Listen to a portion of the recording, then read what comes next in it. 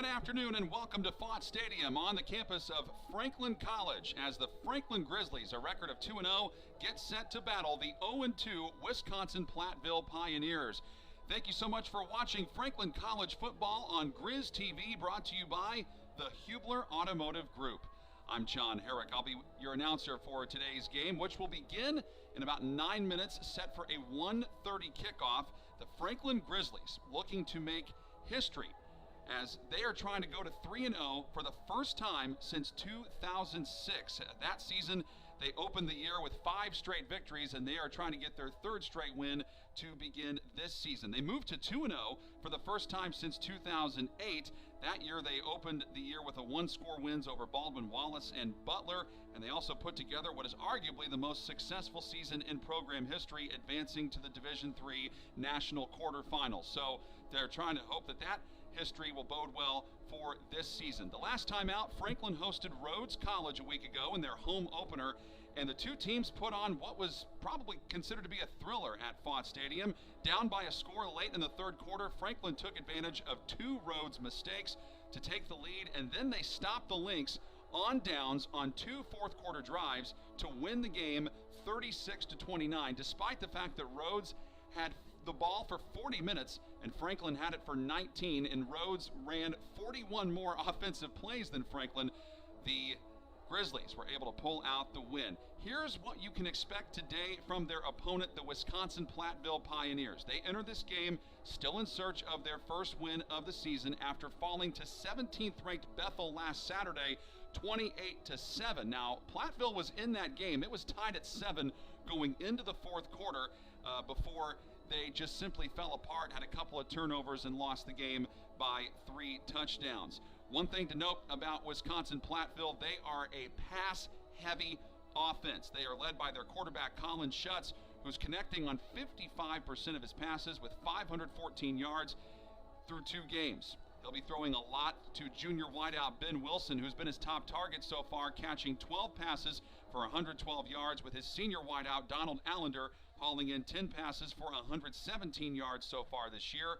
And Brant Stair has been the team's big play threat, leading the team with 173 yards on 7 grabs with 2 touchdown receptions. They're led by Sam Smith on defense, who enters the game averaging 12 tackles a contest. Luke Kettlehut leads them with 1.5 sacks, and Justin Blazek's 3.5 tackles are the best on the team for them. Now, Franklin, though, their offense sits atop the league in scoring with 36 points per game, just ahead of Hanover's 28 points per game.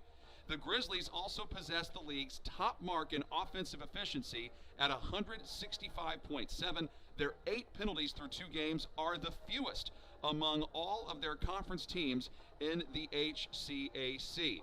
One of their guys who's been a big part of the spotlight recently has been their wide receiver, Jarrett Gibson, who leads the league in a pair of categories. He has had a strong start to the season. He led them with 124 yards receiving in that win over Rhodes and 2 touchdowns last week. He's up to 4 career games with more than 100 yards, and last week's effort marked the first time he has recorded back-to-back 100-yard games in his illustrious career. His 236 receiving yards are tops in the HCAC. He is tied with Hanover's Sean Cohn for most all-purpose yards in the conference with 316 through 2 games. And here are the Franklin Grizzlies as they come out on to the field, fired up and ready to go for what will be their final non-conference game of the season before they begin conference play in 2 weeks. They have a bye week next week, and then they will be back in action on October 2nd, back here at Fott Stadium against Manchester and what will be Football Alumni Day. And then 2 weeks after that, they'll be home to play Bluffton, which will be the homecoming at Franklin. Both teams lined up, ready to honor our country with the playing of the national anthem. And while they do that, we will step aside, and when we come back, we will have starting lineups and kickoff from Fott Stadium. You are watching Franklin College football on Grizz TV, brought to you by the Hubler Automotive Group.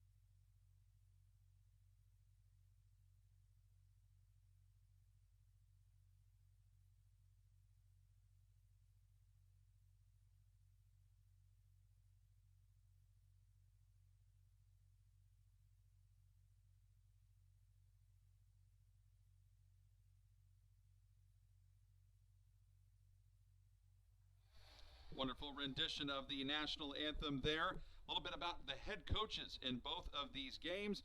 The head coach for Franklin is Alan Hensel, 6-3 in his second season as the Franklin Grizzlies head coach. He is an alum of Franklin College. He graduated from Franklin back in 2005. And the head coach for Wisconsin-Platteville is Mike Emmendorfer, a career record of 108 and 106. He has been the head coach at Wisconsin-Platteville since 1999. Breaking these teams down by the numbers, Franklin scoring 36 points a game, Wisconsin-Platteville 19. They give up 33 points a game. Franklin gives up 25. Now, Franklin runs the football at a much different clip than Wisconsin-Platteville. It looks to be, at least on paper, a game of contrasting styles as Franklin runs the ball, averaging 120 yards on the ground. Wisconsin-Platteville, well, they don't like to run it very much. They only average 19 rushing yards a game. Franklin averages 229 passing yards, and Wisconsin-Platteville at a higher clip of 264. 349 total yards a game for Franklin. On offense, 282 for Platteville. So it looks like Franklin has won the toss, and they have elected to defer. So Platteville will get the ball first, which means that Franklin will get the ball to begin the third quarter. Looking at your game time temperature, and part of the reason we should mention this right now is it's partly cloudy, but not much of a breeze to speak of, and it is 88 degrees. So it is a much warmer day than we typically see in mid to late September, and it has been hot down on the field as players and coaches have been warming up and getting ready for today's game. So Franklin will be on defense first. Let's get you their defensive starters. They're going to go with Justin Gifford, Owen Ogle, Tanner Swindle, and Dante Darden on the defensive line. Linebackers are Jason Pigg, Cody Wilkerson, and Aaron Black. And the men in the secondary are Nick Winders and Cam Levers. Now, Wyatt Carmack is one of the corners. Evan Stamba, senior free safety, was supposed to start today. He has been dubbed a late scratch, so he will not start this afternoon, which means Darian Porter is the next man on the depth chart, and we will be seeing him most likely. Gabe Crutchfield handles the kickoff duties for Franklin. He is a 5'10", 165-pound sophomore. He gets his right leg into this, and we are underway from Font Stadium as that one is fielded by Jared Shebrel from just outside the 10, 20. Ball comes out, and it looks like Franklin has it. Waiting to see what the signal is, and the referees say it is Platteville football. So, of course, that happened more towards Franklin's side of the field, so Franklin College Grizzly players were saying, hey, that's our ball, but referees say no, it is Platteville's football. So an early scare for the Pioneers, yet they hold on to it, and they start from their own 30. With 14:51 on the clock. So 4 15-minute quarters, and we'll get our first look at the Platteville starters. They are led by Colin Schutz offensively at quarterback, Tyler Lamer at running back. Lamer gets the carry here. Bounces to the left, not much doing there. Tackled at the 33 for a 2-yard gain, brings up second down and 8. First man there for Franklin was Jason Pigg. Wide receivers are Donald Allender, Brant Stair, Ben Wilson, and Austin Guy. Offensive linemen Blake Burry, Logan Turagalati, Carter Brim, Travis Brent, and Patrick Byers. Those are the offensive starters for Platteville. Schutz with a clean pocket, fires, and it's incomplete. Overshot his intended target. That was Brant Stair, and that brings up third down and 8 from the 33 for Platteville. Again, just based on the stats, do not expect this team to run the ball very much. Only 19 yards per game.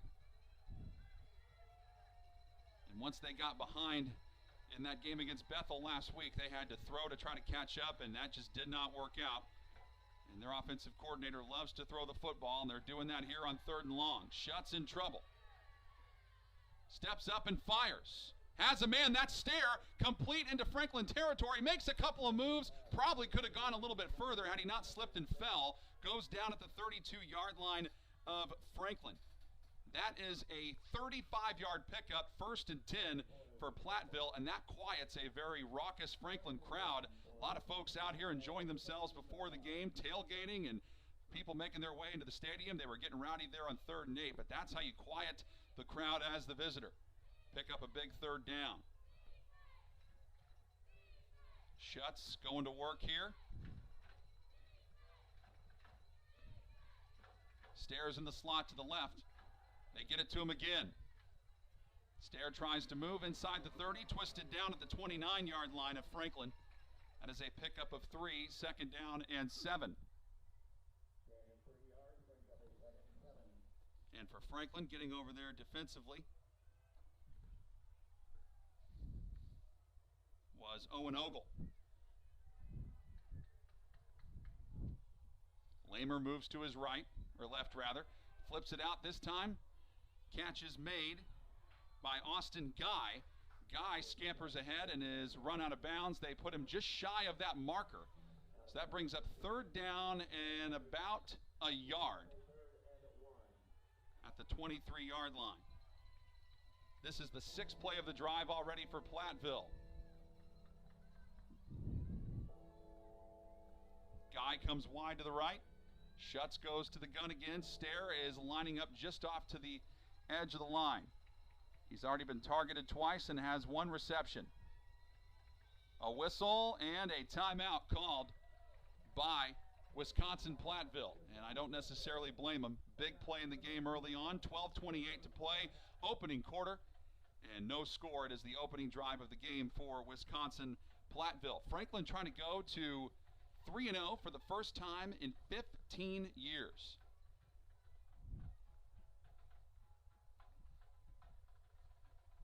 This is a Platteville team that definitely has some playmakers on the outside that have some height to them. Guy is 6'1". Ben Wilson, one of their other wide receivers, 6'1" as well.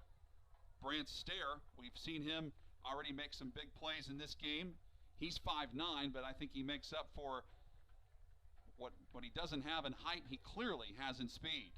Guy comes out wide to the right here.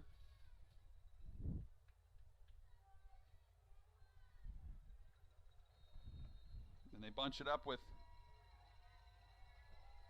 another running back in there for Platteville on 3rd and 1, and he may not have gotten it. It's very close. It'll depend on the spot.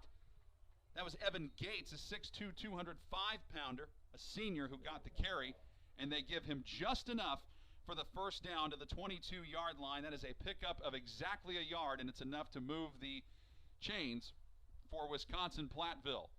So they came into this game, by the way, on 3rd down conversions. They only convert on 3rd down 26% of the time, but they have converted on a 3rd and 8 and a 3rd and 1 to extend the drive early.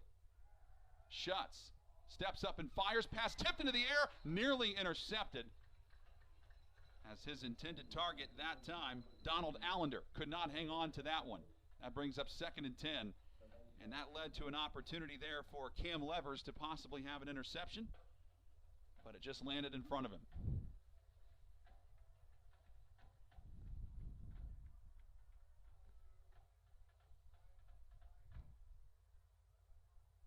And as you can imagine, every single one of these plays, most of them have been pass plays, but they have been able to balance the running game here, and they try to go back to work with Lamer, and that does not work at all. He gets ridden down for no gain. Owen Ogle there on the stop for Franklin, as well as Torrey Evans. 3rd down and 10. This is the 9th play of the drive for Platteville. They've had a good drive going here. They stack 3 receivers to the right, one of which is Stair. Guy is the other one. Lamer now lines up to the right of Schutz. Colin Schutz takes the snap. Pressure coming, fires, has a man wide open, caught inside the 10, reaches over the pylon, and he scores for a Wisconsin-Platteville touchdown. Nicely done by Ben Wilson. And Ben Wilson scores on the 22-yard connection. to put Wisconsin-Platteville on the board 6-0.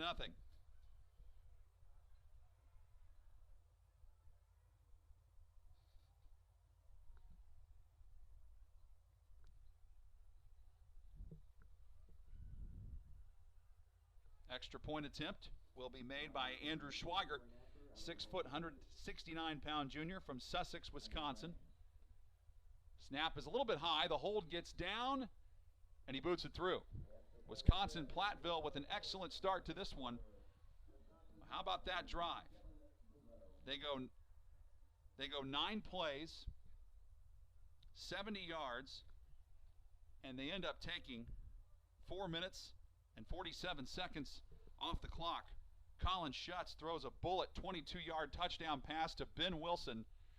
And Platteville, in search of their first win of the season, they get on the board first. It looks like Franklin head coach Alan Hensel having a discussion with one of the referees on the sideline. So Franklin now with their first possession coming up, as Schweigert will be kicking it deep. 2 guys back deep for Franklin. You've got Derrick Thompson standing back at his own 2. And also back for Franklin, Jarrett Gibson in the same spot. Franklin starts Dane Andrews at quarterback. Running back is Derrick Thompson. Wide receivers are Devin Muller, Jarrett Gibson, and Dylan McKinney. The tight end, Oren Schmidt. On the offensive line, it's Evan Jose, Justin Case, Thomas Whittam, Adam Frey, and Armani Christopher. And there's the kickoff. It's high, it's end over end, going into the end zone, and a knee is taken by Jarrett Gibson.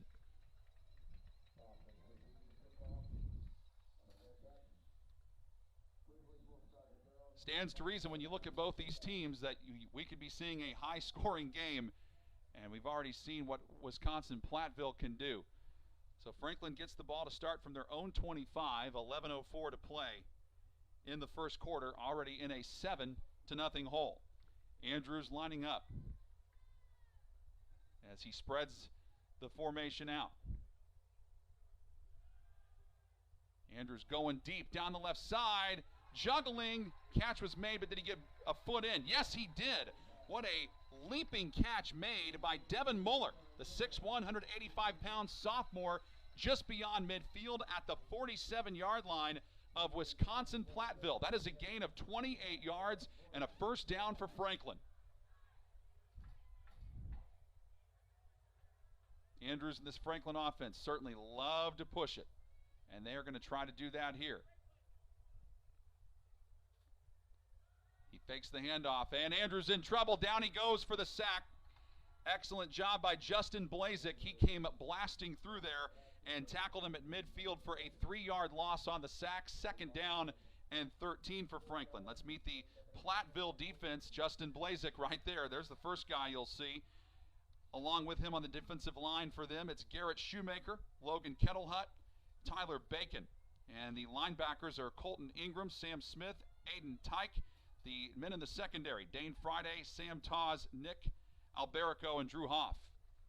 Andrews hands off this time, and nothing doing. Loss of 3 back to the 47-yard line.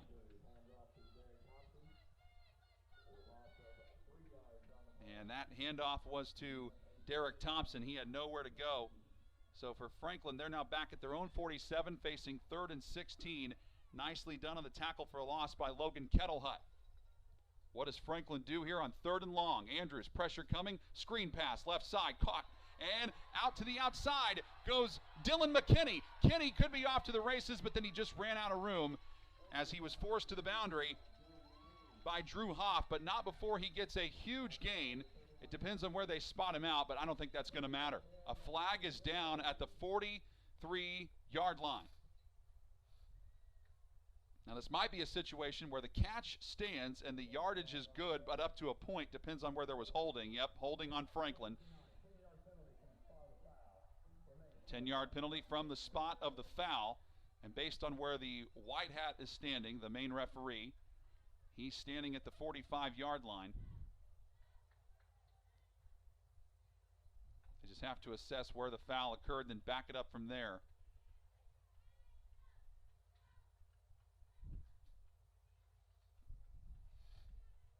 Yep, back to the 47. So it's 3rd and 17.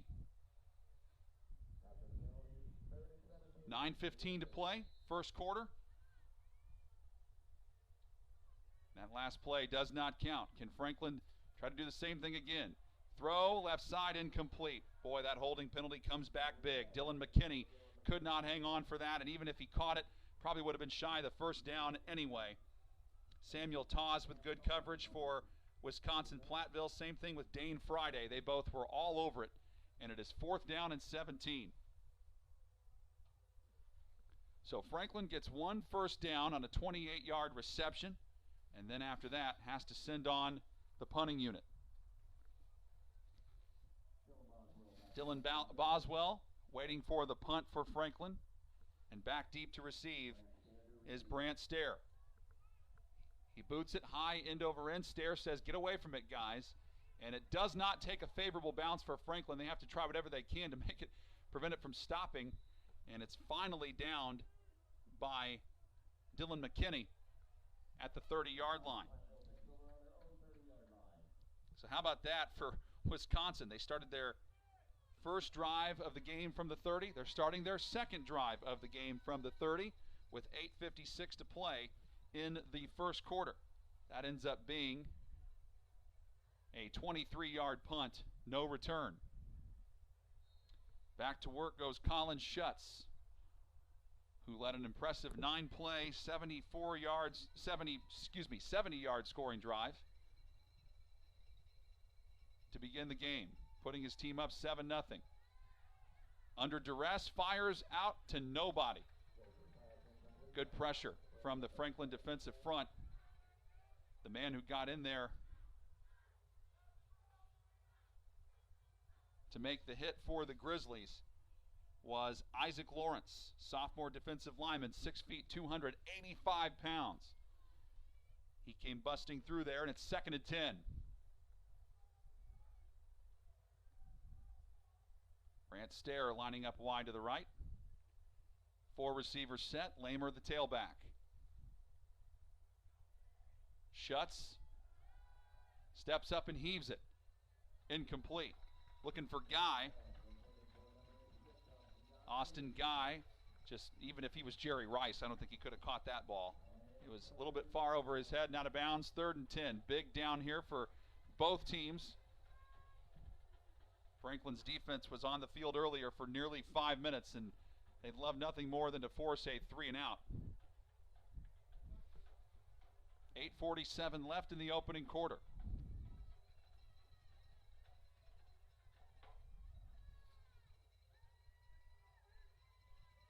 Three down lineman for Franklin. Schutz takes the snap, and the catch is hauled in somehow. What a play in traffic. Now, Franklin's trying to say the ball was intercepted. No, they're saying it was caught. Tie goes to the receiver, and that is Ben Wilson again. Wilson, who already has a touchdown in this game, comes up with a massive 3rd down completion to the Wisconsin-Platteville 46-yard line for a gain of 16.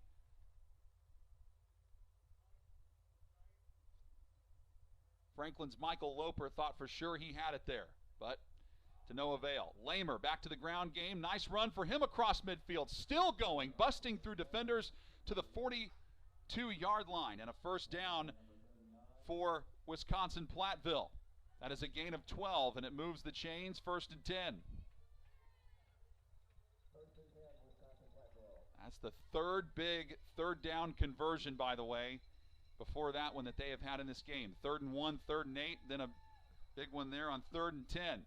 To the outside, Guy makes the catch, and forward progress gets him to the 40, so not very much. Gain of about 3. Well, now they moved it to the 39, so I guess it was a little bit further than that. 2nd down and 6 for Platteville.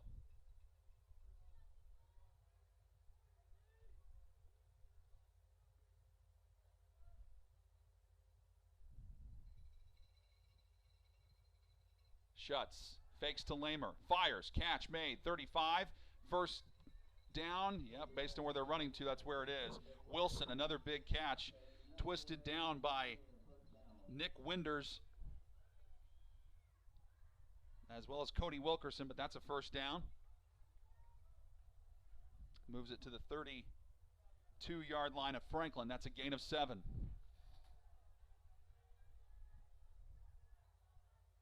Platteville moving the chains well here.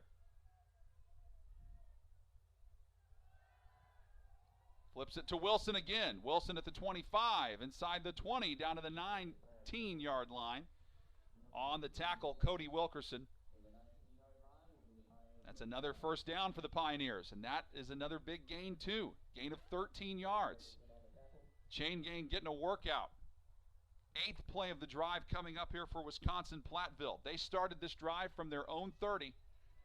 And this is a team that doesn't run the ball very much. They love to pass. They're passing to set up the run, and it's working for them right now as they're trying to add to their 7-0 lead.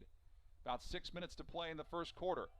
Lamer back on the ground. This time the Grizzly defense stands tall.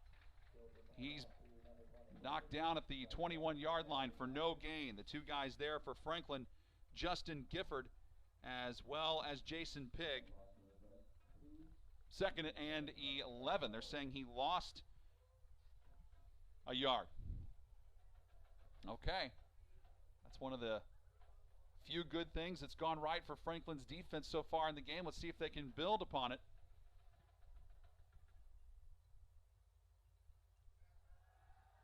Schutz to the end zone.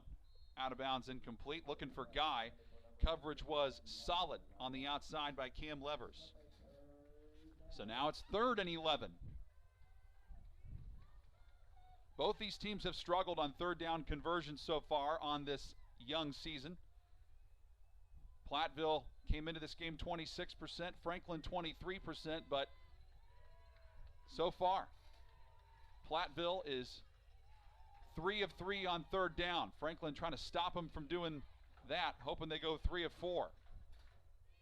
Schutz in trouble. Flag down. Heaves it toward the end zone, and it is caught for the touchdown. We'll see if that play stands. Donald Allender makes the touchdown reception, but we'll see if it holds up with the flag on the field.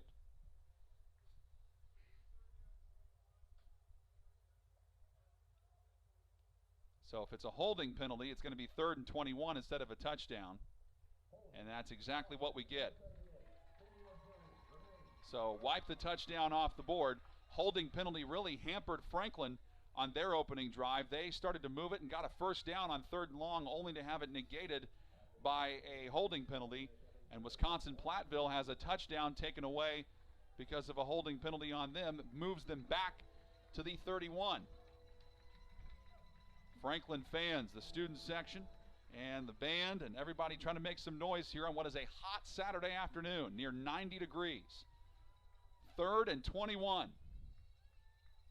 Schutz in trouble. Flush takes off and runs, and tackled at the 20, well short of the first down. He ends up gaining 11 yards before coming up to get him. Wilkerson with a nice tackle. But it's 4th down and about 10, so that brings up a field goal try for Andrew Schweigert. The holder is Hunter Grams. From this distance, it's a 38-yard try. Snap good, hold good, kick, end over end, missed it, wide left. So how about that? The holding penalty for Franklin, the holding penalty for Wisconsin-Platteville backs them up, and then Franklin stands tall on defense, forces a 38-yard field goal attempt that is no good. And that was an 11-play drive that ends in nothing. They had the ball for over 4 minutes. So if you're Franklin's offense, your defense has been on the field a long time, and this was kind of the theme for last week's game against Rhodes. The defense was on the field a lot. Offense trying to shift the narrative this time. And they start with a ground game from the 20. 1st and 10, nice run to the right side by Derrick Thompson. And Thompson brought down at the 26-yard line. They give him 5 yards. That makes it 2nd down and 5.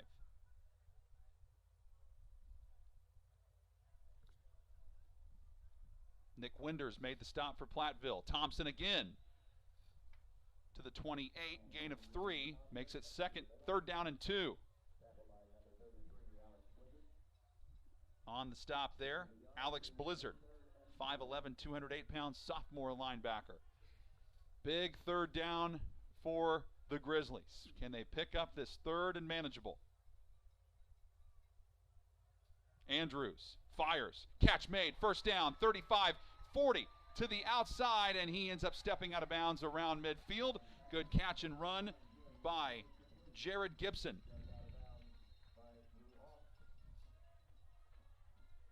To the 49-yard line. That is a gain of 21 yards and a Franklin Grizzly 1st down.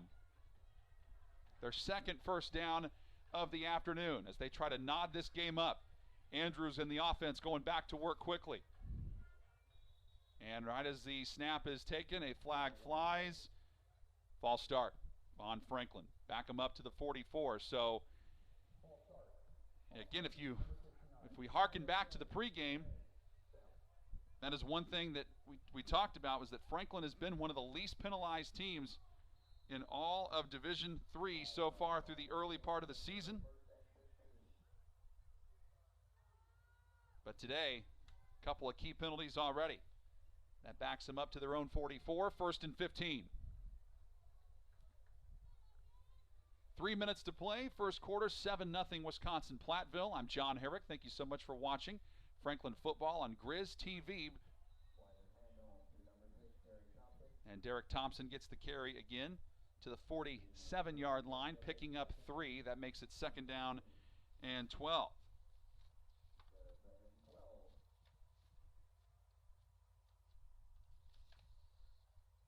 And we are brought to you by the Hubler Automotive Group.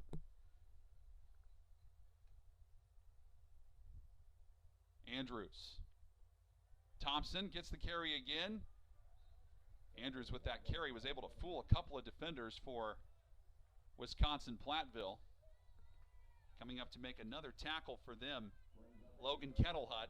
But Thompson was able to get to the 49 for a gain of 2, and now it is 3rd down and 10. So they lost 5 yards, remember, on the false start penalty, and in the last 2 plays, Franklin has only been able to manage 5 yards to get it back to 3rd and 10. Or excuse me, 2nd and 10. And Andrews is hit. The ball comes out, and it is scooped up by Wisconsin-Platteville. They have it at the Franklin 41-yard line. Recovery made by Platteville's Garrett Shoemaker.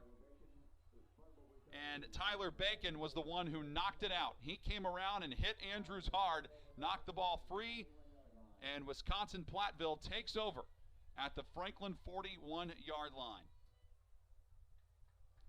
With 1:49 to play in the 1st quarter. This was a problem for Franklin last week. They had 3 lost fumbles in the win against Rhodes.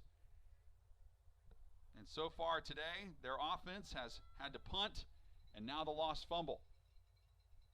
Colin Schutz back to work for the Wisconsin-Platteville offense. Takes a low snap, immediately faces pressure, has to get rid of it. Franklin fans in the sideline calling for an intentional grounding penalty. I don't know if they're going to get it. Does not appear to be so. Donald Allender was technically, he was in the area coming back to get the football. But they say just incomplete, 2nd and 10.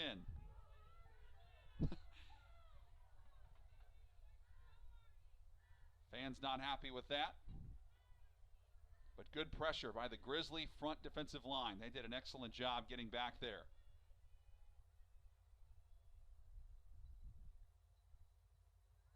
Flag flies. Stair makes the catch at the 41, moves up ahead 40, and taken down at the 37-yard line. Good tackle made by Franklin's Bo Hess. That is a gain of 4 for the time being, and we have a Franklin player down.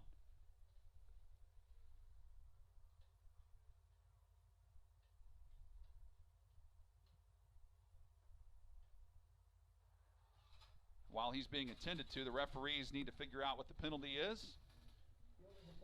So illegal formation on Wisconsin-Platteville, so that will back them up.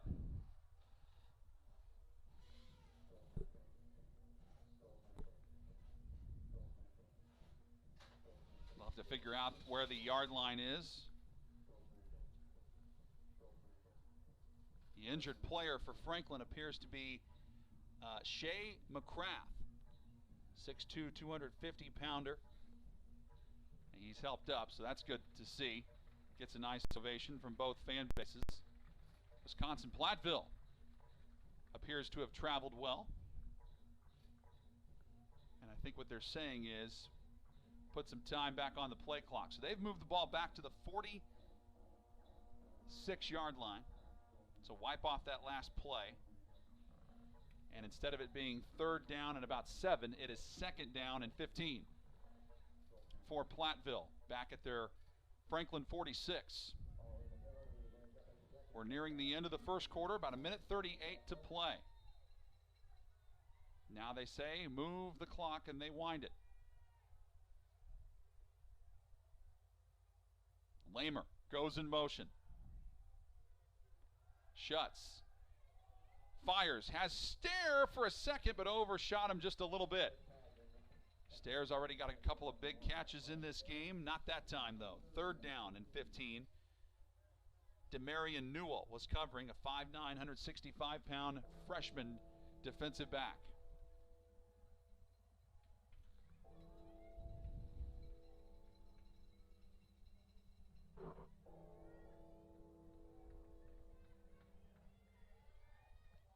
Platteville's drive so far, an opening drive touchdown, and then a long drive that resulted in a missed field goal attempt.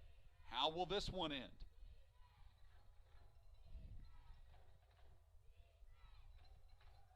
Franklin brings 5, catch made by Wilson across the 40 to the 36-yard line.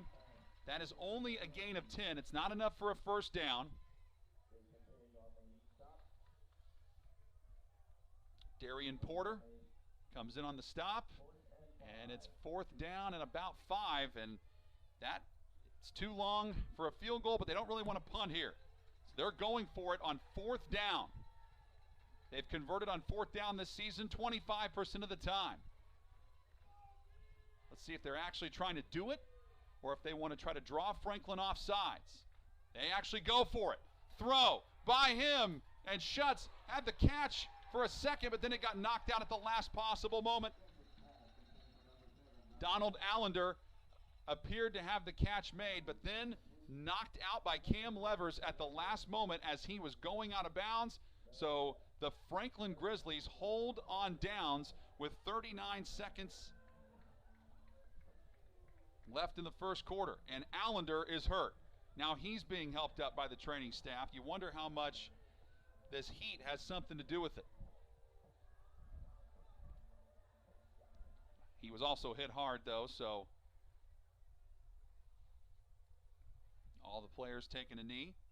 Franklin gets to start this drive from their own 36. 39 seconds to play in the first quarter.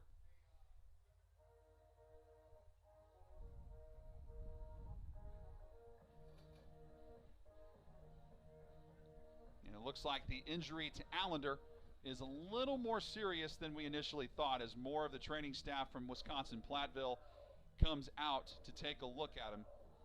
So we'll go ahead and pause here for an injury timeout, and we'll come back as soon as we see what's going on with Mr. Allender, as we hope he's okay. You're watching Franklin College football on Grizz TV, brought to you by the Hubler Automotive Group.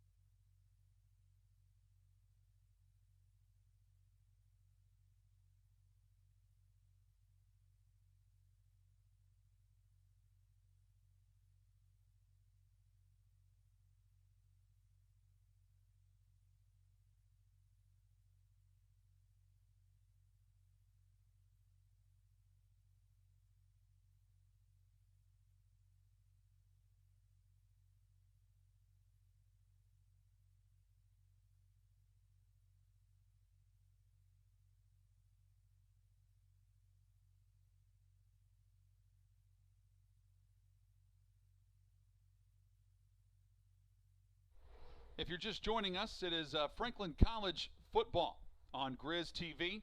Wisconsin-Platteville leading 7-0. 39 seconds left in the first quarter. We paused for an injury timeout while Donald Allender, one of the Wisconsin-Platteville wide receivers, was knocked out of bounds, hit hard, and he apparently his injury is more serious than we initially thought. So they are bringing out the stretcher, and we certainly hope he is okay. That's always tough to see anybody get injured like this. And so everybody down to one knee, and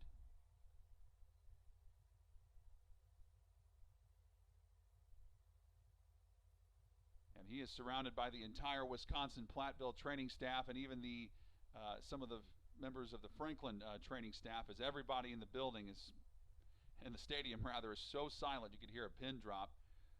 Everybody hoping that Allender is okay. He was slunched over on his side, and then he eventually laid back on his back, and he is moving his limbs, but he is going to probably need to be taken out on a stretcher. So this injury timeout will continue to last a little bit longer, and once we have that resolved, we will continue on through the end of the first quarter. Wisconsin-Platteville leading Franklin 7-0 with 39 seconds to play in quarter one. You are watching Franklin College football on Grizz TV, brought to you by the Hubler Automotive Group.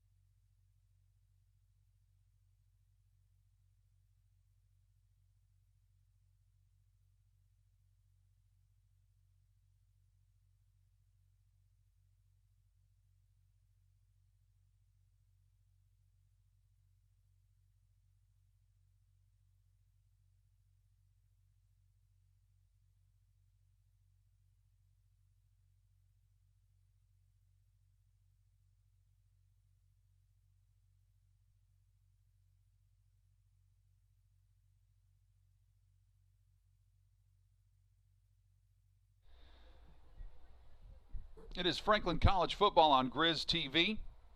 I'm John Herrick. Thank you for joining us, and we continue to be in a bit of an injury delay with Donald Allender, one of the wide receivers for Wisconsin-Platteville, who was injured on the play prior to this as he could not hold on to a pass on fourth down and was hit hard out of bounds. He is taking off his gear. They're taking off his gear and helping him get on a stretcher. So this appears to be a pretty serious injury. And while they do that, we'll just let you know about some of the first half statistics so far, with Wisconsin-Platteville leading 7-0. They have had 7 first downs to Franklin's 2, 5 by way of passing, 2 by rushing. One of the big differences in the game so far has been their third down efficiency. They are 4 of 7 on third down so far. Franklin is 1 of 4 in that category for 25%. They have run 23 plays to Franklin's 11, 141 total yards for Wisconsin-Platteville, 70 for Franklin. And one of the things that we wondered about coming into the game was how well Wisconsin-Platteville would be able to run the football, since they only average 19 yards rushing a game. Well, they have 24 yards on the ground so far to go along with 117 through the air. Franklin has 73 yards passing and -3 yards rushing.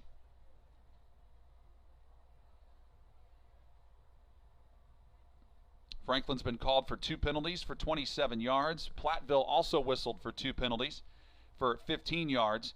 They've had the ball for nearly double the time that Franklin has. They've had the ball for 9 minutes, 22 seconds, and Franklin has had it for 4:59.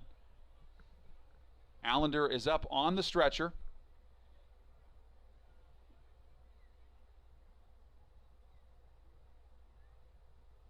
Everybody is standing up now, so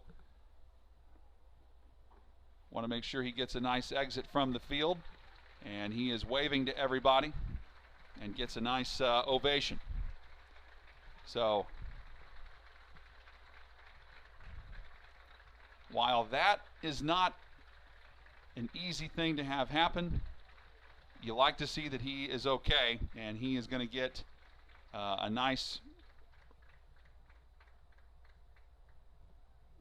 ovation and a nice pat on the shoulder, and basically a bunch of attaboys from his teammates, which is good to see. The first one over there was Justin Blazek. So Donald Allender out of the game.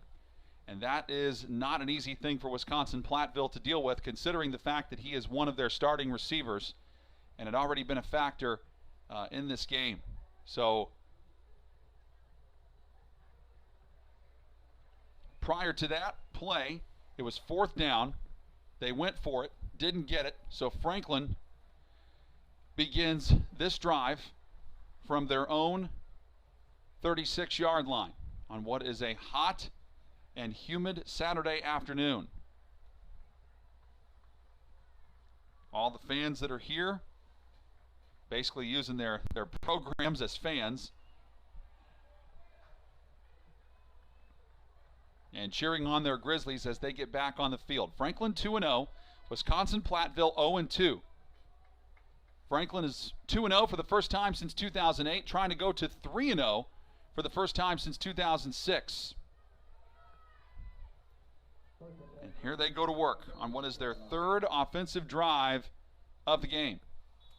Wide in motion was Garrett Cora, and as he was going out wide, a flag was thrown. False start called on Franklin's DJ Gilbert, who is a freshman offensive lineman, 5'10", 340 pounds. That backs them up to the 31. 39 seconds left in the first quarter. 1st and 15. Handoff, Thompson. Not much room to work with. Platteville all over it. Actually, that was Cora who got the carry. And he was tackled by Garrett Shoemaker, along with Logan Kettlehut. Gain of 1, 2nd and 14 from the Franklin 32.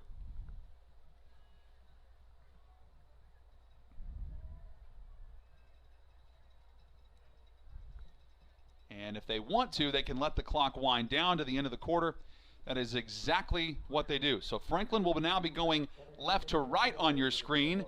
When we come back and start the second quarter, Wisconsin-Platteville will be going the opposite direction. Through 1 quarter of play, Wisconsin-Platteville 7 and Franklin College nothing. You're watching Franklin College football on Grizz TV, brought to you by the Hubler Automotive Group.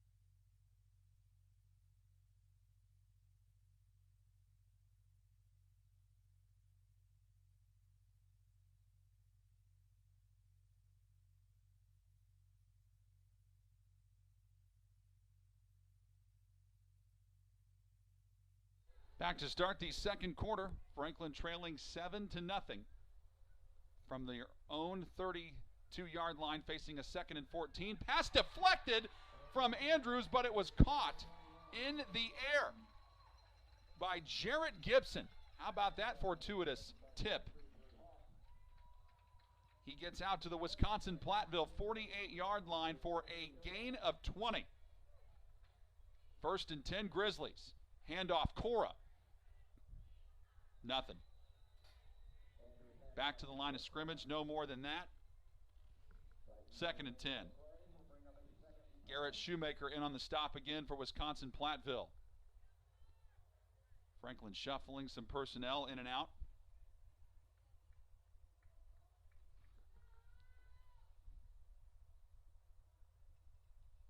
Dylan McKinney going wide to the right. 3 receivers set. Andrews back to pass, and he fires. He's got a man down the sideline. Catch made for the touchdown for Franklin. Jarrett Gibson, who caught the tip pass earlier. This time he catches a perfectly thrown ball from Andrews, and Franklin is an extra point away from tying this game. That is a 48-yard touchdown pass from Andrews to Jarrett Gibson.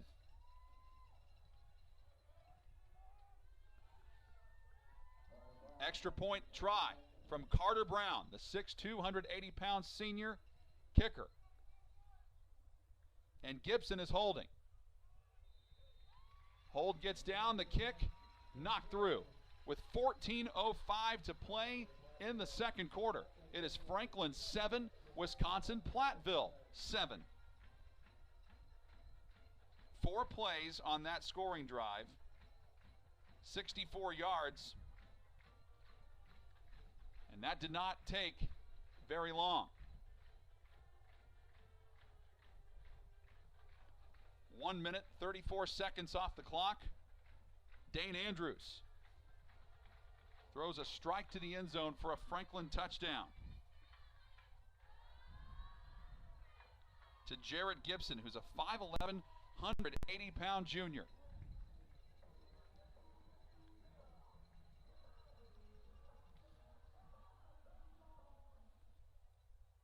Wisconsin-Platteville is going to get the ball back for their 4th drive of the game. Their drives have gone like this. Touchdown on their opening drive on a 9-play scoring drive. Then they missed a 38-yard field goal. Then they turned it over on downs. And the kickoff by Gabe Crutchfield is returned from the 20 to the 30. He's still going to the outside. Flag comes down, so it is a very solid return by Lamer. The running back for Wisconsin-Platteville, Tyler Lamer, who you see a lot on offense, returned that. Now here's the thing, there are 2 flags down. Both appear to be on Platteville.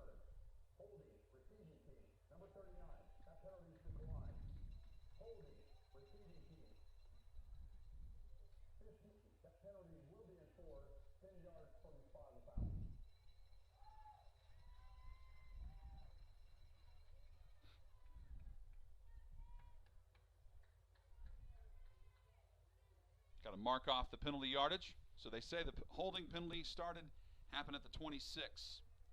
So Platteville starts this drive from the 16.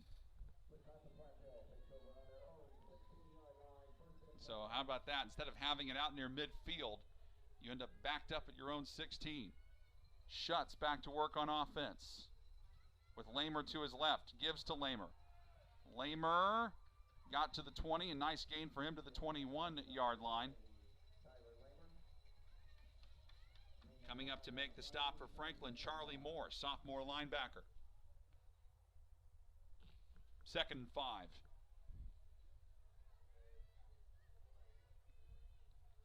Platteville sending out Jacob Rimsa, senior wide receiver, wide to the left. They already do not have the services of Donald Allender, who went down with a tough injury earlier in the contest. Catch hauled in, 1st down this time by Lucas Peterson. His first catch of the day for the sophomore to the 30-yard line. That is a gain of 9, and it moves the sticks for Wisconsin-Platteville. So 2 plays by them have netted a total of 14 yards on this drive.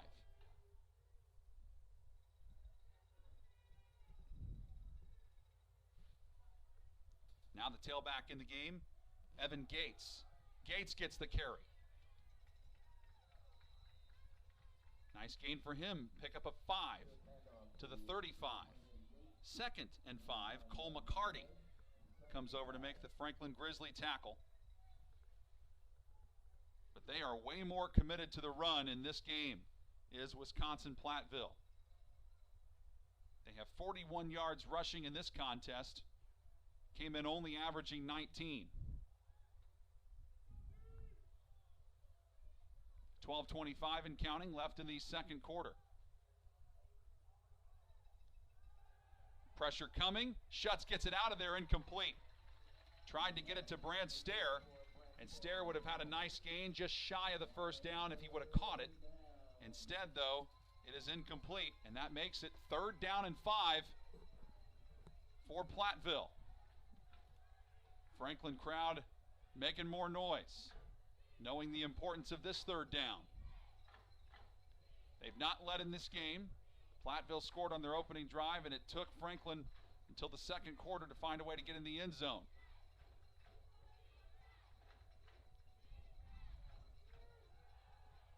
Schutz, pass deflected down at the line of scrimmage, incomplete. That is a huge play by defensive lineman Dante Darden. The senior, 6'3", 225 pounds, comes over and makes a huge play for the Franklin defense. Came into this game with 5.5 sacks.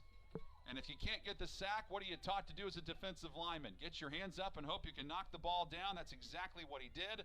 4th and 5, and on comes the Wisconsin-Platteville punting unit. Jarrett Gibson is standing back around his own 31-yard line. Waiting on this punt from Hunter Grams. And he makes a sliding catch at the 30-yard line. Looked a little dangerous with a few white jerseys around him. So Franklin gets to start this drive from their own 30. 12:06 on the clock here in quarter number 2.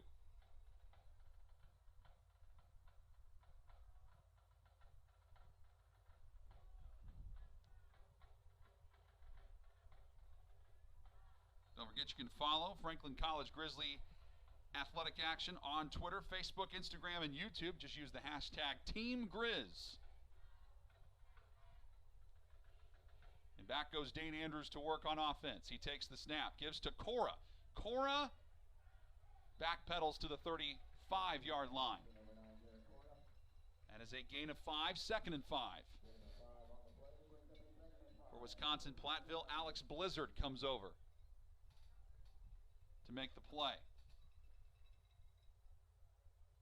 Franklin typically likes to go up tempo. That's exactly what you're seeing.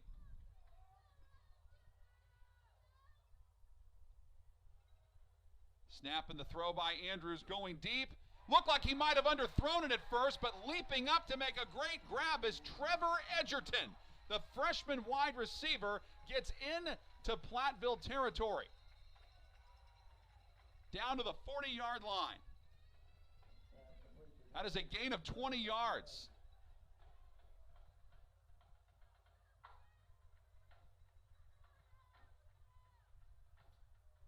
Franklin's 5th first down of the game.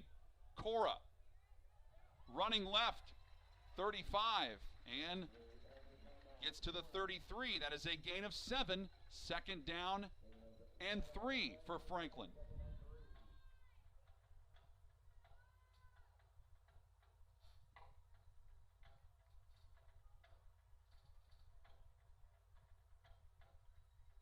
Andrews so far today, 6 of 7 passing, 166 yards and a touchdown. Jarrett Gibson has 3 catches for 90 yards. Pass this time thrown and it's incomplete. Trying to get it.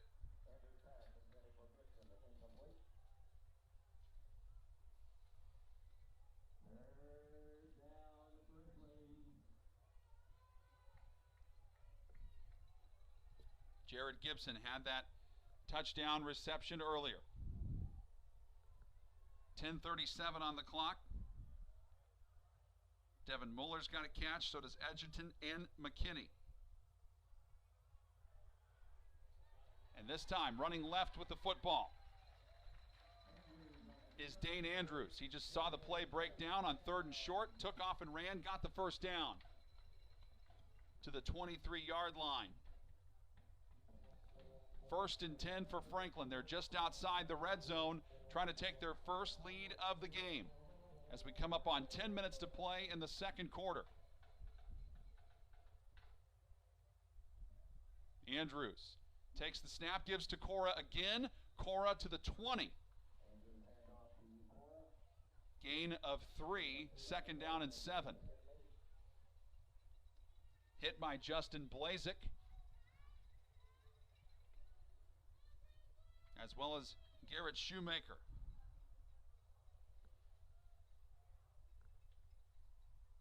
Franklin's had the ball for nearly 3 minutes on this drive. Fake to Cora, throw in the slot. Catch made inside the 10. Nicely done there by Dylan McKinney. His 2nd reception of the day gets the Grizzlies to the 9-yard line and a pickup of 11. 1st and goal now for Franklin.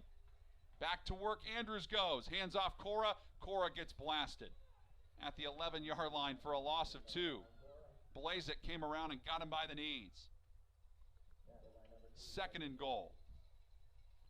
Franklin sends in here. Trevor, looks like Oren Schmidt, 6'4", 164-pound junior tight end. He's lining up to the left side of the line. McKinney's wide to the right. Gibson's in the slot right. Snap to Andrews. He fires. Catch made. Cora, touchdown, Grizzlies. Garrett Cora, a huge factor on this drive all the way to the end, and he puts the Grizzlies ahead 13-7. 11 yards out.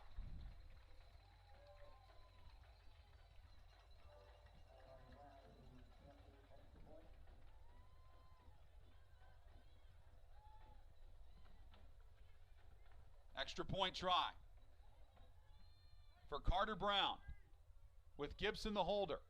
Snap is good, the hold perfect, and the kick is perfect. With 8:51 to play in the second quarter, Franklin has erased an early 7-0 deficit. Now they lead by 7, 14-7 at Fott Stadium with 8:51 to play in the first half.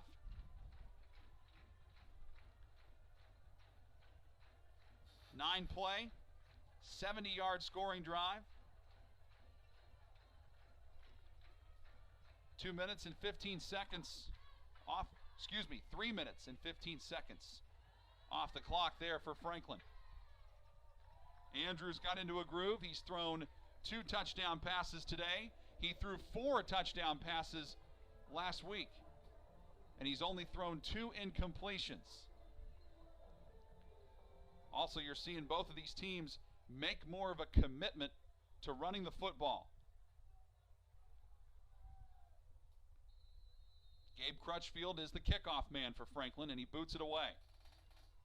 It's a short one, fielded just outside the 10-yard line by Lamer. Lamer with nice speed to the 20. He's at the 40 now. He's at midfield. Somebody's got to get him for Franklin, and they finally do at the 35-yard line.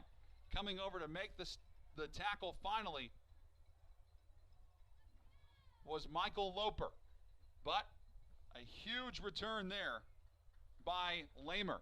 He got from the 12-yard line out to the Franklin 35.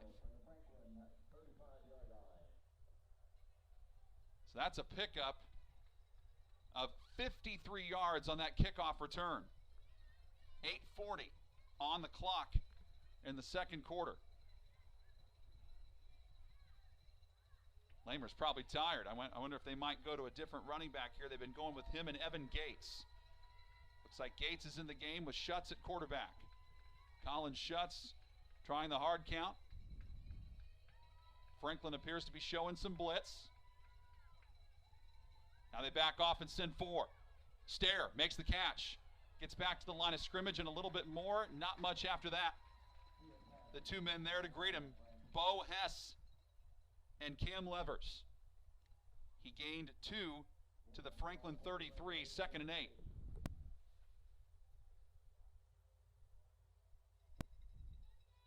Gates is in at running back. Ben Wilson is in the slot right. Got to watch him. He caught a 22-yard touchdown pass earlier in this game. Schutz with time. Fires. There's Stair with a nice catch. Inside the 20 to the 15-yard line. The coverage was applied by Cam Levers, but he got there too late. That's a pickup of 18 yards. And a first down for Platteville. Gates is the running back. Schutz takes the snap, gives to Gates. And he maybe got a yard to the 14. 2nd down and 9. Well done by Franklin's Jira Ohata.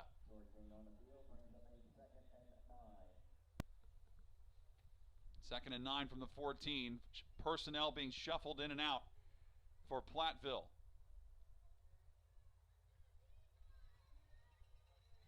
Lamer's back in the game at running back. Wilson's in the slot right. Looks like they've got Jacob Rimsa wide out there. Stair comes in motion. Schutz in trouble. Hit, and down he goes for the sack back to the 16-yard line for a loss of 2.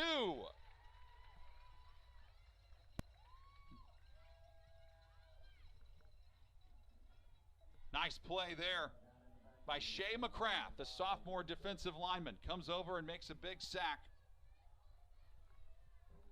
3rd down and 11 for Platteville. Stairs in the slot to the right. Schutz going by himself, spreading the field.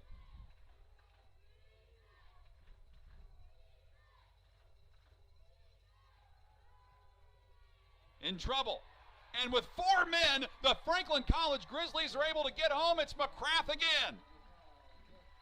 Shea McCrath got there and got some help on the end of the play by Jason Pigg. And now it is 4th down and 14 after that loss of 4. Okay, this would be a 37-yard field goal try if they want to go that direction. But they're not going to try that. They've already got one missed field goal today from about this same distance, so they're going for it on 4th down and about 14.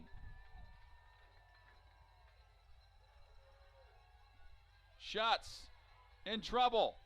Flag flies.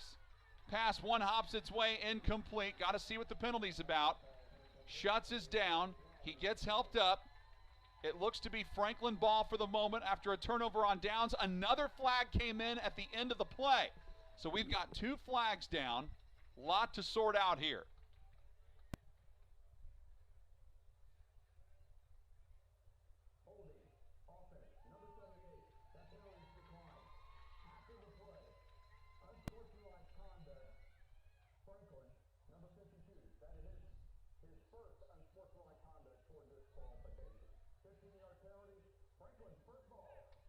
Okay, so the unsportsmanlike conduct penalty happened at the end, after the play was over. So Franklin had already stopped Wisconsin-Platteville on downs, and then the unsportsmanlike conduct penalty was assessed to Jason Pigg, I believe. I think he said number 52. Audio is a little bit muddled. Hey, I'm just impressed that Division III referees have microphones. That's not always the case at every D3 game I've been to. So good to see that those guys have that. So the penalty enforced half the distance to the goal, which means Franklin has to start from their own 9. Obviously, as you can probably imagine, their worst starting field position of the game so far, but they're leading by 7, trying to add to their lead with 5:19 to play in the first half. They go back to the ground game. This time it is Derrick Thompson. So they went with Cora. They just kind of gave it to Cora on some end arounds, and now they go back to Thompson. And Thompson got to the 11 for a gain of 2, second down and 8. Chased out of bounds by Samuel Towles for Wisconsin-Platteville. You're watching Franklin College football on Grizz TV, brought to you by the Hubler Automotive Group. I'm John Herrick. Thanks for joining us. Second down and long. Andrews hit as he throws, but Gibson makes the catch. Gibson to the just about got to the 20-yard line. That's where forward progress lands him.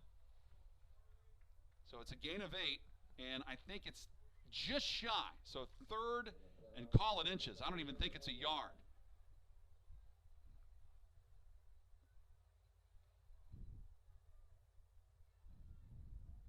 Andrews gets the play call. Franklin brings the tight end. Trevor Frisbee, or excuse me, Oren Schmidt back in there. Hand off.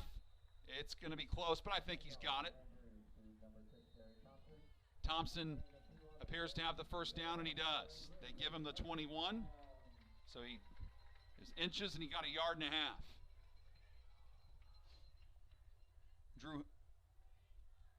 Justin Blazek came over to get him, but it was too late.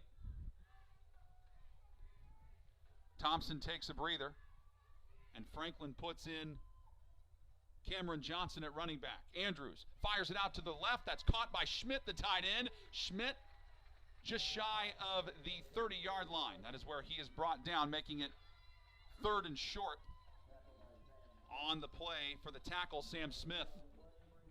But that's a gain of 8. Second down and about 2. 3:30 and counting left until halftime. Franklin 14, Wisconsin-Platteville 7. Franklin trying to go 3-0 for the first time in 15 years. Snap and the throw pass got deflected, but it's caught at the 35-yard line and a first down for the Grizzlies. So the ball got deflected by one of the Wisconsin defenders. That was Aiden Sproul, who hit it in the air. But it was caught anyway by Hunter Hatfield, the freshman wide receiver. And we have another injury. We've had a serious injury and one that was kind of minor, and this one we don't know the status of yet. But for Franklin, it is Evan Jose, senior offensive lineman, 6'4", 255 pounds, and you don't want to be losing one of your senior offensive linemen right before you get into conference play in a couple of weeks. Also, if you're just joining us, Franklin is also down one of their defensive starters, that being Evan Stombaugh, who has accounted for 2 interceptions so far from the spring and up through the early fall season. Franklin, by the way, did go 3-3 in the spring, so it's good that they got to have some kind of a spring season. Not every college football team got to have that. And it's good to see Jose helped up. Walks over to the sideline. That's the second ball that's been deflected in the air that has resulted in a Franklin first down.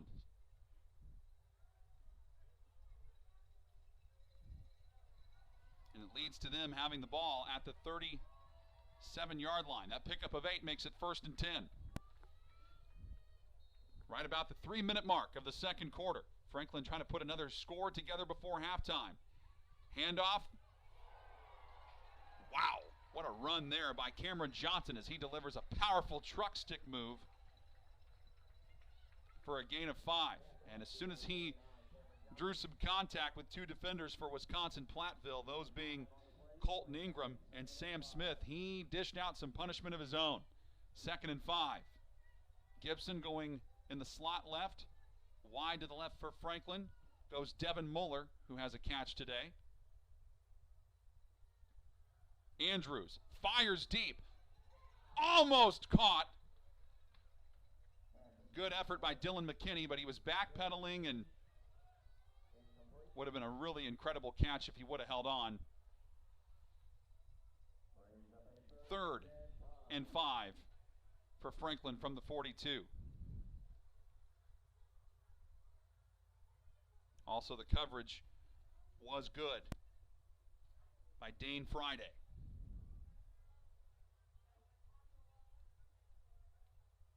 Andrews, under duress, takes off and runs. Not going to get it. He was diving for it, trying to see if he was close to that marker. Justin Blazek came over to get him. Brought him down for a gain of 2, and it's 4th and 3. You could tell Coach Franklin coaching staff was definitely thinking about it, but their head coach Alan Hensel decided, nope, we'll send out the punting unit, which means Wisconsin-Platteville is going to have less than 2 minutes to go on the clock when they get the ball back. Dylan Boswell to punt this one away.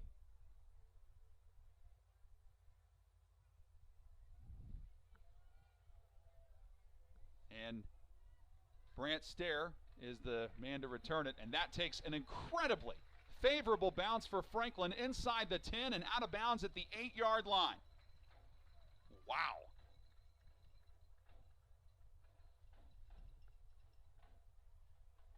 That is a 48-yard punt, no return.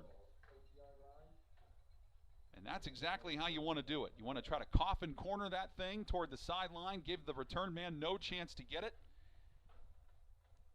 and pin the offense deep, and that's what Franklin was able to do. So Wisconsin-Platteville has it from their own 8, 1:38 to play in the second half. They do have 2 timeouts to work with. Shuts, fires, Stair, almost hauled in the catch.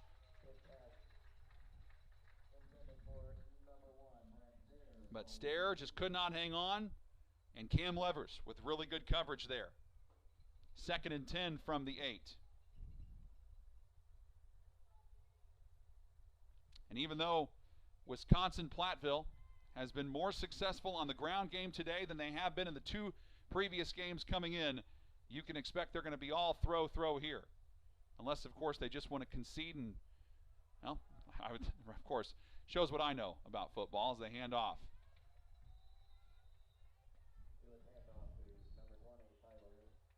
Lamer got the carry to the 13-yard line. Gain of 5, makes it 3rd and 5, and Franklin's saying, okay, you want to do that? We'll go ahead and take a timeout.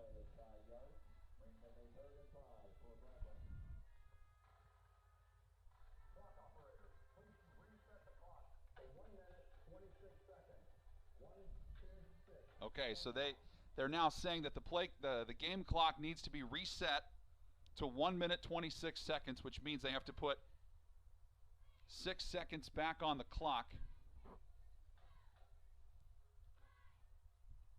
Now Franklin has 2 timeouts remaining. Platteville also with 2 timeouts remaining.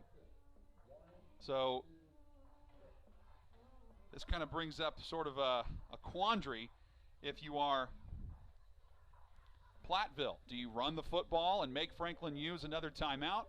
Or since you got 5 yards on that running play and you have a 3rd manageable, do you decide, let's move the chains, and even if we don't score on this drive, we don't want to give the ball back to Franklin. Remember, Franklin won the toss and deferred, so they will get the ball to begin the 3rd quarter.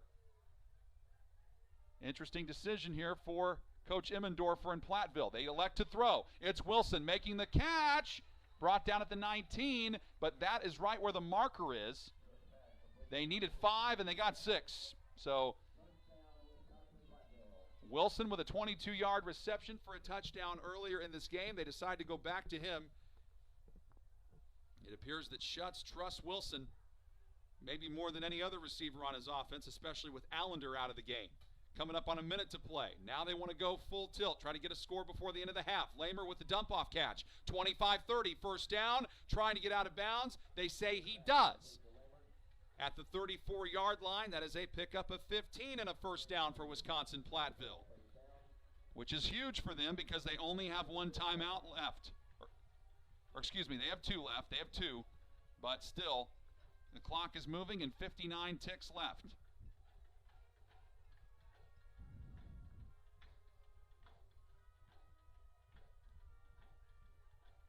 Colin Schutz trying to lead the offense down for maybe possibly one more score before the half. He takes the snap. Pressure comes. Fires across the middle. Catch made for the first down out near midfield for a gain of 16. On that reception for Wisconsin-Platteville, Lucas Peterson with his first catch of the day. Comes at an optimal time. And that allows them to stop the clock for a second to move the chains. Once the chains get set, now the clock moves. Trying to save those 2 timeouts. Dump off to Lamer. Lamer, 45-40. Breaks out of a tackle to the 38-yard line. That is a 12-yard pickup before he is brought down by Franklin's Nick Winders and Aaron Black.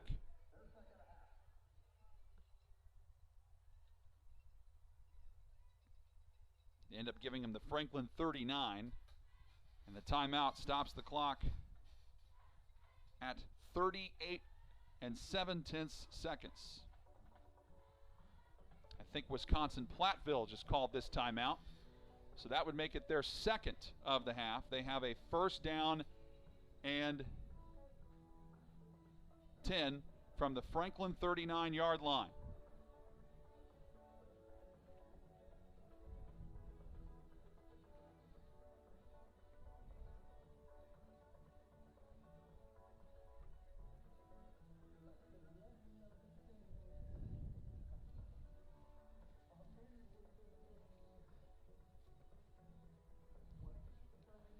Wisconsin-Platteville went down the field with ease and scored on their opening drive, but since then, a missed field goal, turnover on downs, punt, turnover on downs.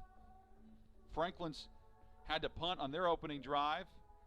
Then they fumbled on their second drive, scored on their third drive to tie the game, then scored again. Dane Andrews with 2 touchdown passes, one to Jarrett Gibson, the other to Garrett Cora. And after the timeout, here we go. 38.7 remaining in the first half. Shovel pass to Lamer. Somebody's helmet flies off. Lamer escapes to the 30 and out to the 25-yard line. That is a gain of 14 yards. Now, whoever lost their helmet, it was an orange helmet that flew off. And that, for Wisconsin-Platteville, was one of their offensive linemen, Luke Kreilkamp, and he has to come off the field for a play. 31 seconds. Again, the chains get set, then the clock moves. Platteville's got 1 timeout to use. Franklin's got 2. Schutz steps up and fires, and it's wide out of bounds. Looking for Lucas Peterson. Second down and 10. Coverage was good by Wyatt Cormack for Franklin.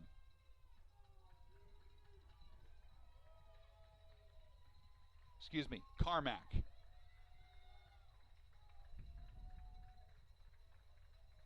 Second down and 10 with 22 seconds left in the half.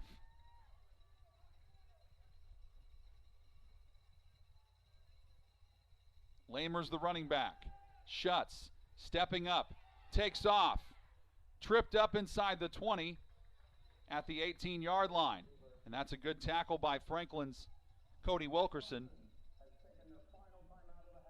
And because that play happened inbounds and time is winding out, and it's not a first down, Platteville knows, okay, we got to call a timeout here. That's precisely what they do. So they are out of timeouts now. If Franklin wants to, they can use 2 timeouts. Okay. 14 seconds on the clock, and the referee just said to reset it to 16.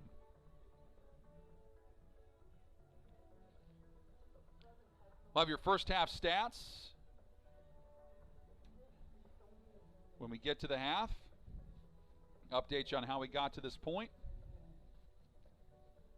And a lot more coming up in our halftime show.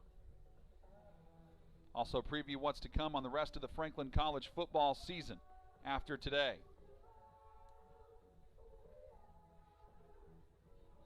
I'm John Herrick. Thank you for tuning in to Grizz TV today, brought to you by the Hubler Automotive Group.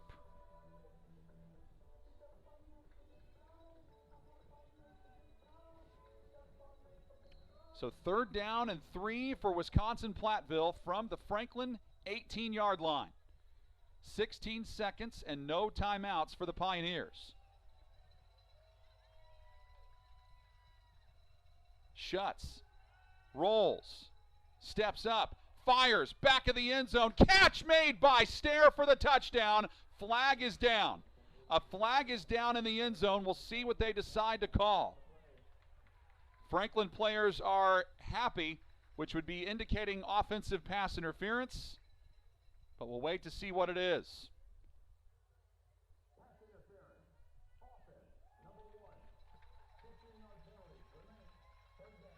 Okay, it's on Stair. Now it does remain third down. A 15-yard penalty, which backs them up to the 18-yard line.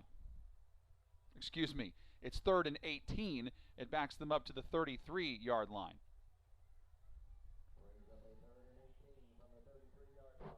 What's really particularly big about that penalty is even if they don't pick it up on third down, they need to get at least probably about 10 yards closer or more if you want to have a shot at a field goal here.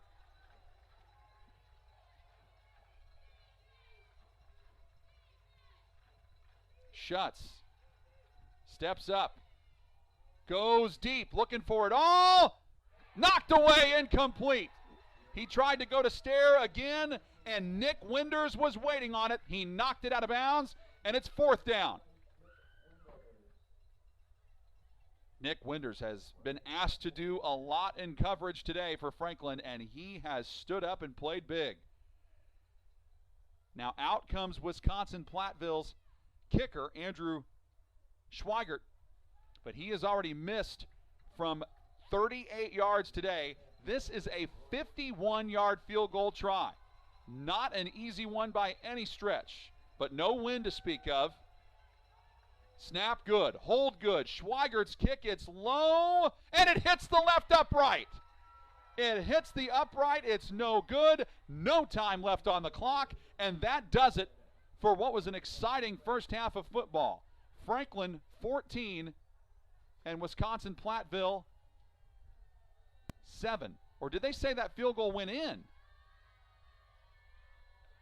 Are we seriously having some controversy over that field goal?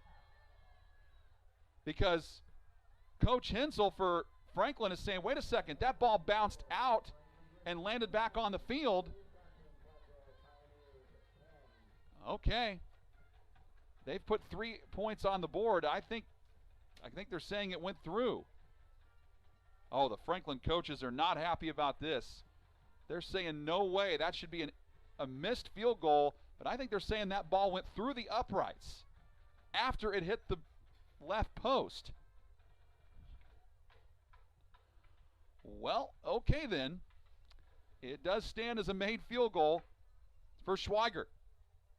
So it is 14-10 Franklin at the half. With about a 19-minute halftime coming up, we'll step aside for a brief timeout, come back and give you some first half stats and preview what's to come. You're watching Franklin College football on Grizz TV, brought to you by the Hubler Automotive Group.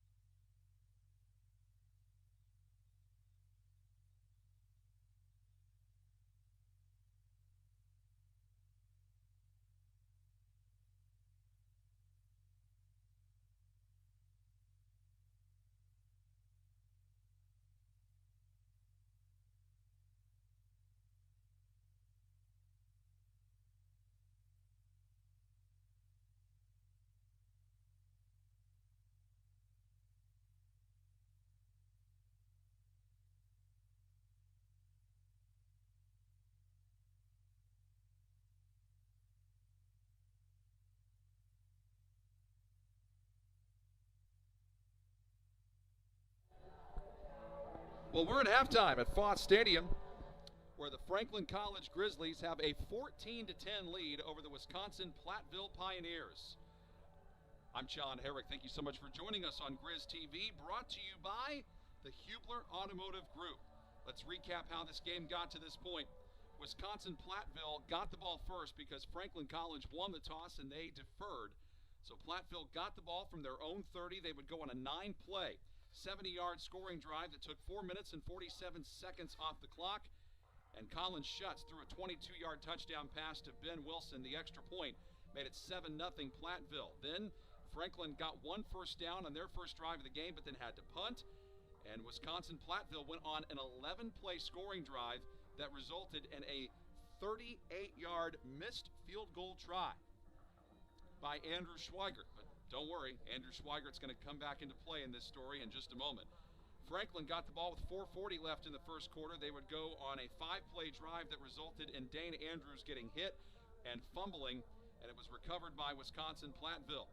Then they would go on a 4-play drive that unfortunately for them would turn over to be a stall on downs, and that was also when they lost one of their key wide receivers, Donald Allender, who left the game with a pretty serious injury. Had to be carted off the field with 39 seconds left in the first quarter. Franklin went on a 4-play, 64-yard drive, took a minute 34 off the clock, and Dane Andrews threw what was a 48-yard touchdown pass to Jarrett Gibson.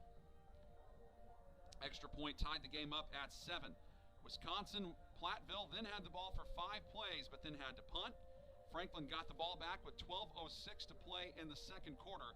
They went on a 9-play, 70-yard scoring drive, took 3 minutes and 15 seconds off the clock. Dane Andrews with his second touchdown pass of the game. He threw this one to Garrett Cora from 11 yards out. The extra point made it 14-7 Franklin. And then Wisconsin-Platteville turned it over on downs.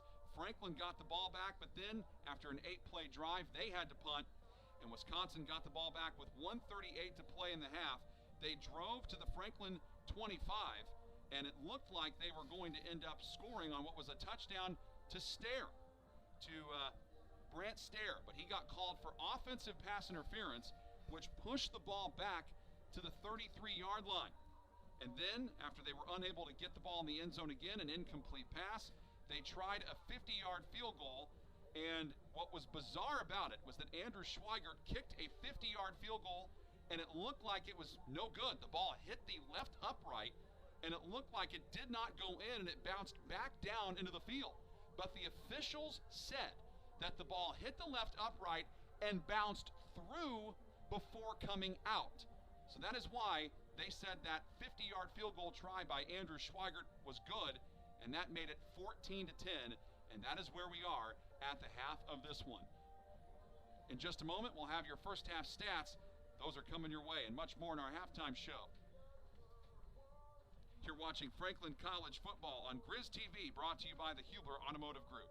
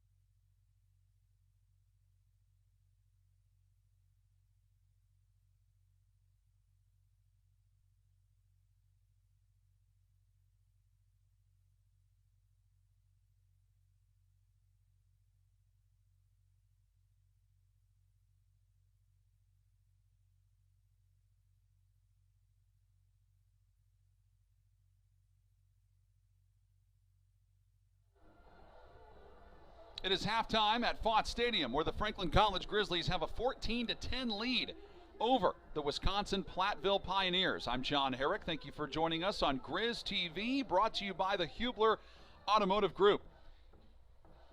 First half stats in this one. Wisconsin-Platteville has 14 first downs to Franklin's 10. They have 45 rushing yards to Franklin's 32. Both teams about even in the passing department. Franklin 211, Platteville 207. As far as total offensive plays go, Platteville has run 44 of them for 252 yards. Franklin 32 of them for 243 yards. Franklin's had the ball for 13 minutes, 25 seconds. Platteville's had it for 16:35, so a little bit more. Both teams about the same on third down.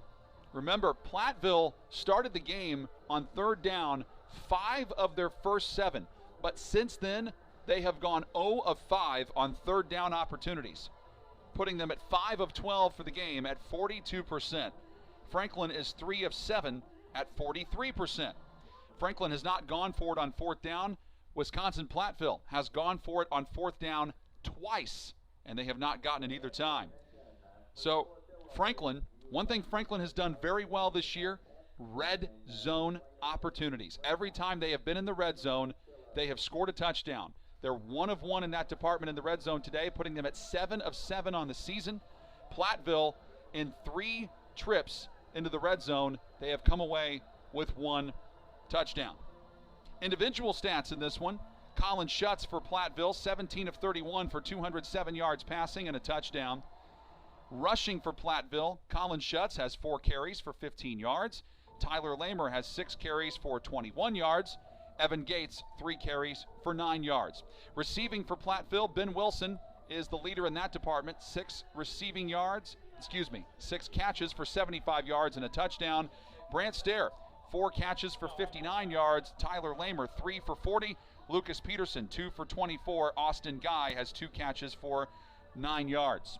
Also, they did lose Donald Allender to a injury late in the first quarter. Andrew Schweigert, 1 for 2 on the day, kicking-wise, made that 50-yard field goal and an extra point. Tyler Lamer's been really solid in the kickoff game. 2 returns for 104 yards, 52-yard average. Austin Guy has 1 return for 15 yards. Defensively, Dane Friday has 2 tackles, 6 for Justin Blazik for solo, 3 assisted for 9 tackles. Blazik's also got a sack and 3 tackles for loss. Now let's get to Franklin's individual numbers. Dane Andrews, 11 of 14 for 211 yards passing and 2 touchdowns. How about that? Just 3 incompletions on the day, and 1 of those was a drop. Andrews also has 4 carries for 1 yard. Cameron Johnson, 1 carry for 5 yards. Derrick Thompson, 7 carries for 13 yards. Garrett Cora, 6 rushing attempts for 13 yards. Receiving for Franklin, Jarrett Gibson. Remember how we talked in the pregame about how he's up to 4 career games with more than 100 yards receiving? And last week's effort marked the first time he's recorded back-to-back 100-yard games. Well, he's 3 yards away from going back-to-back-to-back. He has 4 receptions for 97 yards and a touchdown in this game. And he's definitely the best receiver in the HCAC so far, at least in terms of statistics so far this season. Hunter Hatfield has 1 reception for 8 yards. Dylan McKinney, 2 catches for 33. Oren Schmidt, 1 catch for 8. Devin Mueller, 1 reception for 29 yards.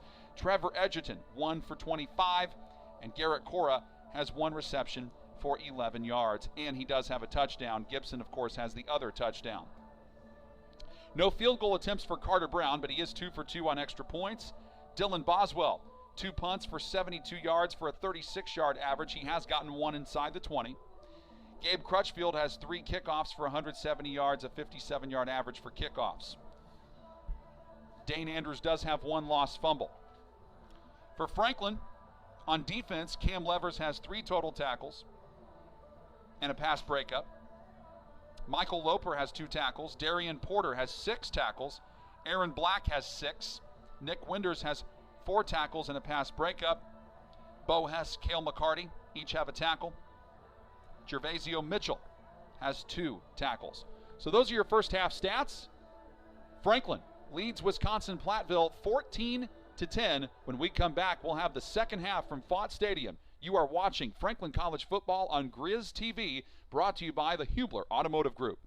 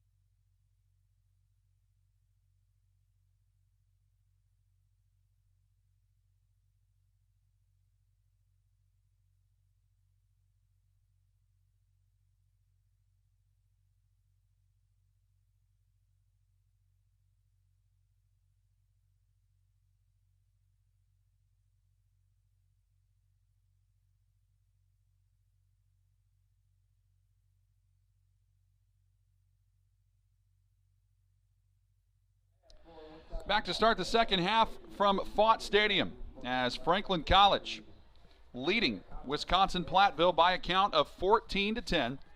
I'm John Herrick. Thank you for joining us for another edition of Franklin College football on Grizz TV. Brought to you by the Hubler Automotive Group. Andrew Schweigert kicks off from the 35.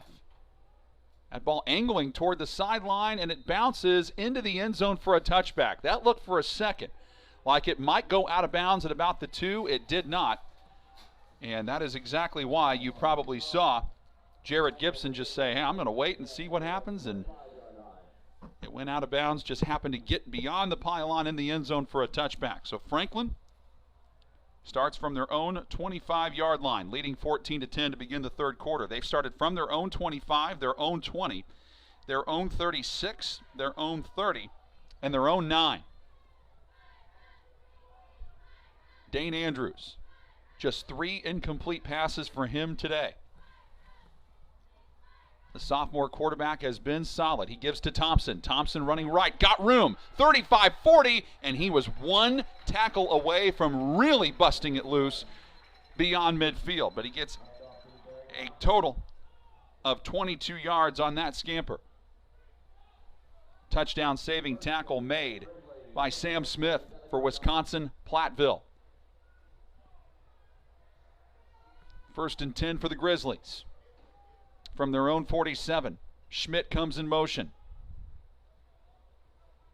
Snap is a bit high, but Andrews gets it down and hands off to Thompson again. Thompson busting loose into Wisconsin-Platteville territory to the 39-yard line.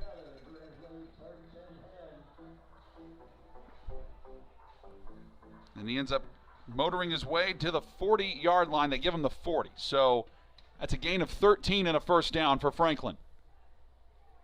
Oren Schmidt lines up as the tight end to the right. Gibson's in the slot left. Andrews fires to Gibson deep down the field. Gibson makes an incredible catch inside the 15 to about the 13-yard line. So that puts Gibson over the 100-yard mark receiving for the third straight week to begin the 2021 fall season. That is a gain of 28 to the 12. 1st and 10 for the Grizzlies. Andrews stepping up, fires back of the end zone, intercepted! Are you kidding me? Intercepted by Samuel Towles. Andrews had played a nearly perfect game until that point, but wait a second. There is a flag down at about the 12-yard line. If it's against Franklin, they'll obviously decline it and get the ball. Nope, they say they waved the flag off. It was thrown by mistake. 1st and 10 for Wisconsin-Platteville. Unbelievable. So Andrews gets intercepted by Samuel Towles. And they had covered so much ground so quick. After that play by Gibson, you're thinking, boy, got a chance to possibly make this a 2-score game, and instead, with 13:46 left in the third quarter, Wisconsin-Platteville gets it from their own 20. Colin Schutz back to work. Hands this one off to Evan Gates. Gates with his 7th carry of the game out to the 25-yard line, picking up 5, 2nd and 5.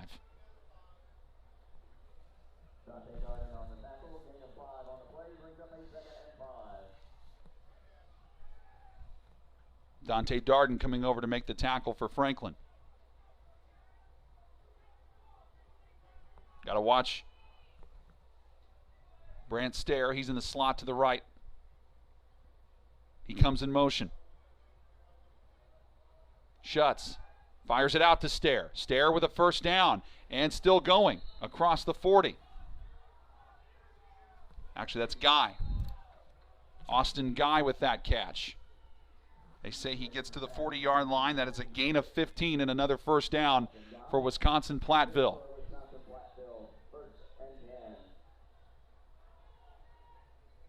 So Tyler Lamer comes out of the game. It's either been Lamer or Gates in at running back, but they don't have Gates this time. No running backs. Blaze Waters comes in as a wide receiver, and Schutz empties it out. Schutz fires. There's Stair with the catch. Stair taken down at about the 48-yard line. This is a gain of 8. 2nd down and 2. Jason Pigg made the tackle for Franklin. This is when Wisconsin-Platteville can really move the football, when they can spread it out and get Schutz into a rhythm. And so far, that's exactly what they've been able to do on this drive, trying to regain the lead. Handoff, and he's buried. Lamer had nowhere to go. He gets sandwiched down at the 46-yard line for a loss of 2, and now it's 3rd and 4. Credit Aaron Black coming up and making the tackle for loss. He has 8 tackles in this game. That's his first tackle for loss. Franklin crowd on its feet, trying to rattle this Wisconsin-Platteville offense.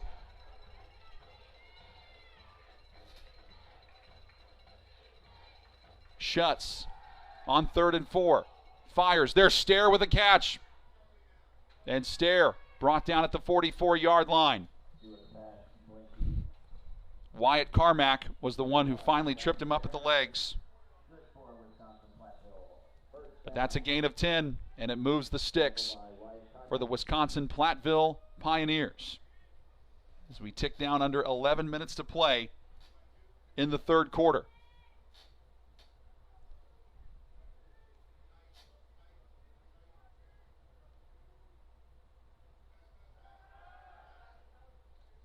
Schutz takes off, has running room. 40, 35, first down, and he's angled out of bounds at the 31-yard line. That is a pickup of 13 yards. This looks a lot like Wisconsin-Platteville's opening drive of the game, where they went 9 plays and scored. And this is the 7th play of the drive coming up here for them.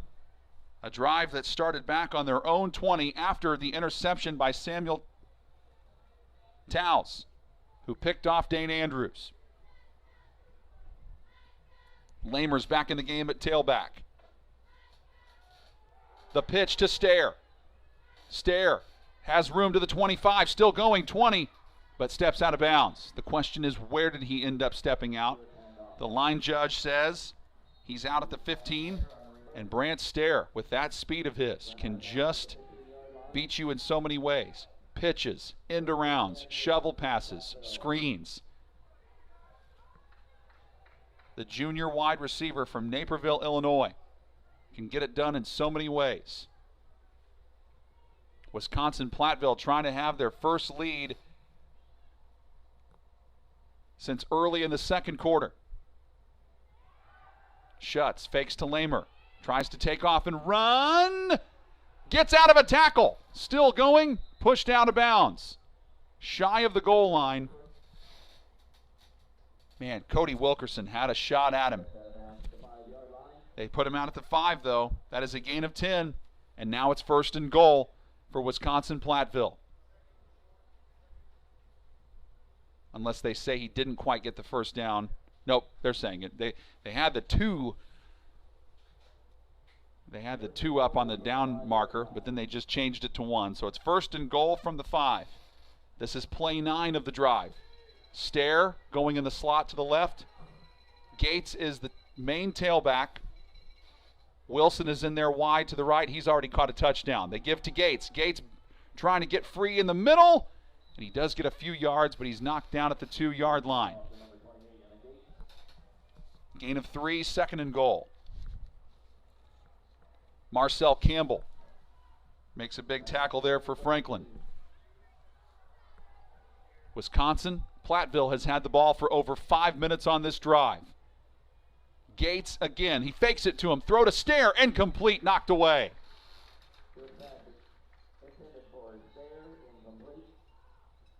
Third and goal. Good coverage by Nick Winders. 8:27 left in the third quarter, where the clock stops.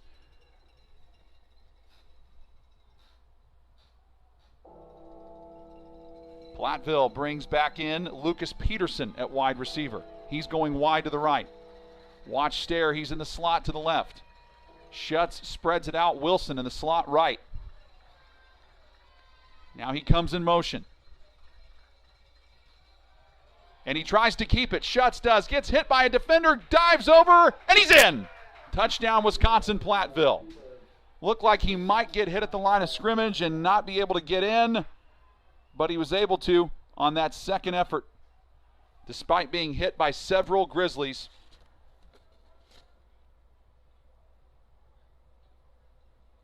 John Snarich was there, and so was Trevor Frisbee, but Schutz with the 2-yard touchdown run to put Wisconsin-Platteville back in front. Snap good, hold good, kick is blocked. It's knocked free, and this is able to be returned. Franklin is returning it. What a job here by Colby West. West has the ball, and he's down the sideline, and he ties the game up. Colby West ties the game up on a blocked extra point, and Franklin returns it to tie the game at 16. My goodness.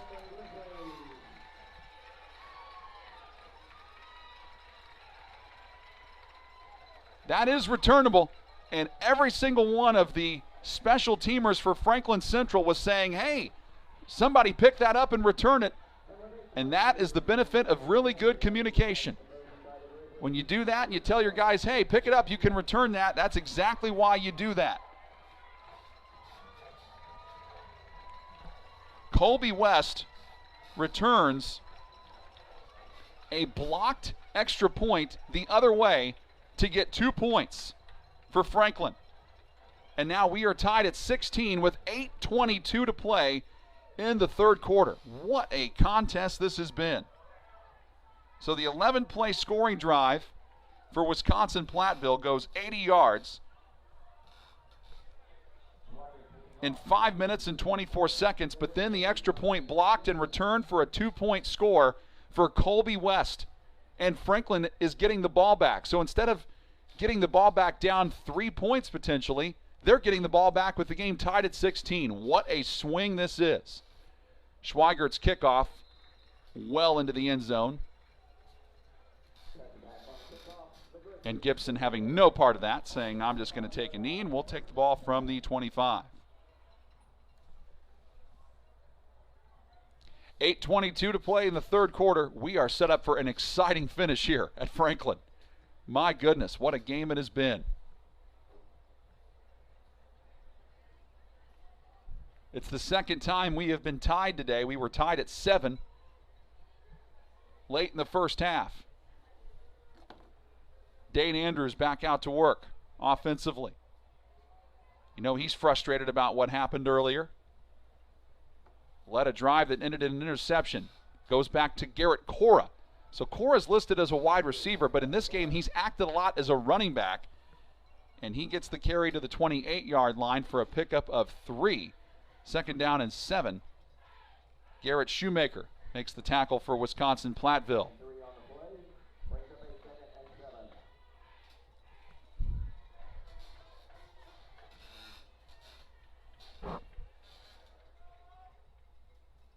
Andrews with 2 backs in there this time. One of them being Cora. And Cora nowhere to go this time. Stood up well by Logan Kettlehut. They give him the 30. The other running back in there for Franklin was Ian Syme. 3rd and 5 after that 2-yard pickup by Cora. So he's got 18 yards rushing today on 8 carries. 7:18 left in the third. Andrews with pressure coming. He steps out of it. He fires. Incomplete. Looking for Dylan McKinney, and when you're stopped up in your own territory this far, I think they're going to send out the punting unit. That's exactly what they do. Dylan Boswell will kick it away.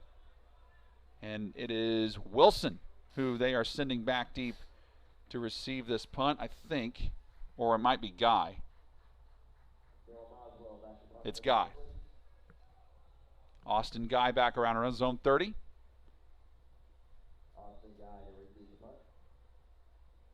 Snap is a good one, and he gets it away. Does Boswell. Guy fields it at the 30 and wants to return it. Block in the back there, I would think. Oh my gosh, I can't believe they're not going to call that. That's what the Franklin fans are yelling about. Looked to me like Max Norges clearly ran into one of the special teamers for Franklin.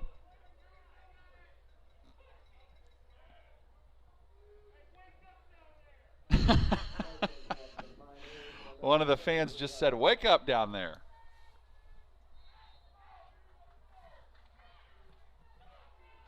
Wisconsin-Platteville gets it with 7:02 left, and Franklin's offense only had the ball for over a minute. Reason why that's important, because their defense was just on the field for nearly 6 minutes. Now they have to go back out there. Catch made by Guy. Guy breaks loose, and he ends up getting all the way out near midfield.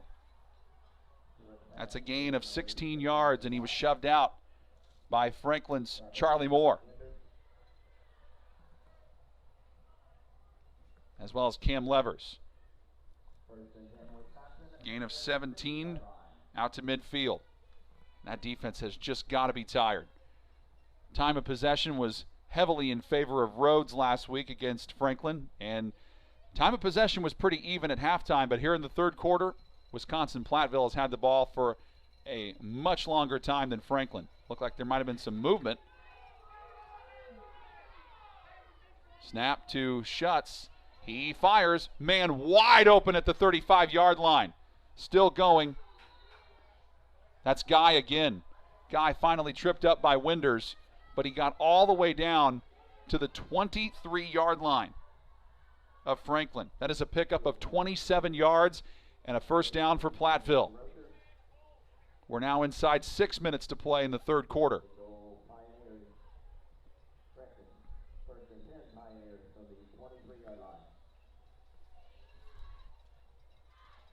Lucas Peterson going wide to the left. Guy goes wide to the right. Got to obviously watch Stair. Stair's in the slot. Comes in motion.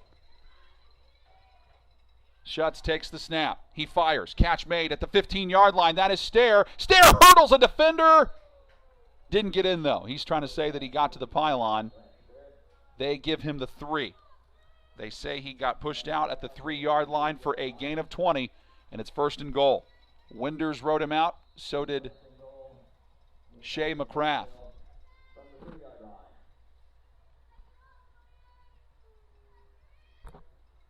Not quite sure what the reason is for the delay. And maybe they're calling a timeout here.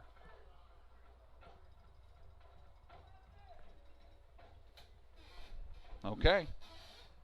Well, if Wisconsin-Platteville is using a timeout, that's their first of the half.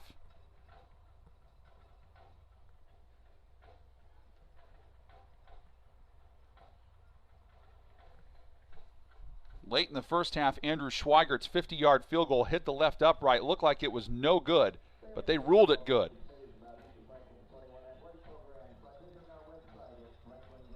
So special teams has been big. Franklin blocked the extra point attempt and then returned it for a 2-point score that tied it at 16. That's where we are right now. Platteville's got 23 first downs to Franklin's 13. They're 50% on third down of 7 of 14. 396 total yards to Franklin's 311. And they're about to run their 59th play of the ball game to Franklin's 39. First and goal from the 3. Gates gets the carry, and Evan Gates stood up right at the line of scrimmage. Second and goal from the 3. Good job by Pig. Also helped out at the end there by Tanner Swindle. Gates remains the tailback. Guy's in there. So is Ben Wilson. Colin Schutz takes the snap, gives to Gates. Gates going forward, pulling a defender with him, but I don't think he got to the goal line. Just shy of it. Brought down from behind by Demarion Newell. He got to the 1, and it's third and goal. I would think that Platteville's going to be going for this even if they don't get it here. So if you're Franklin's defense, you got to be saying time to stop them twice. Schutz fakes the handoff, turns, keeps it, and waltzes in to the touchdown. Everybody on that Franklin defense, I think, was expecting Gates to get the ball. And Colin Schutz waltzes in for the 1-yard scamper. And that puts Wisconsin-Platteville back on top, 22-16, with 4:06 to play in the third quarter. Can Franklin's special teams crew come up with another blocked extra point? Snap good, hold good, kick this time perfect. 4:06 to play, quarter number 3. That was a 6-play scoring drive that took 2 minutes and 56 seconds off the clock, 67 yards for Wisconsin-Platteville. So if you do the math, they have had the ball for nearly 9 minutes of this third quarter. It's 4:06 to play in the third quarter. And Franklin has only had the ball for 1 minute and 20 seconds. They went 3 and out. That has been their only. Well, they did have that first drive where they had the interception. So they've had the ball for about 3 minutes. Either way, the time of possession well in the favor of Wisconsin-Platteville here in quarter number 3. But this was kind of the way the game went last week against Rhodes for Franklin. They were behind most of the way. Had a turnover. Andrews has lost a fumble and thrown an interception. But other than that, he has been really solid at quarterback today. And he'll have to put a drive together here as Schweigert's kickoff heading toward the end zone. Boy, that is such a nice thing to have if you are Platteville. A guy who can boom it deep and not let Gibson return it, because Jarrett Gibson, we know how explosive he is. He's got over 100 receiving yards today. And Franklin starts from their own 25-yard line, down 23-16. So they led 14-7 at one point. Since that time, they've been outscored 16-2.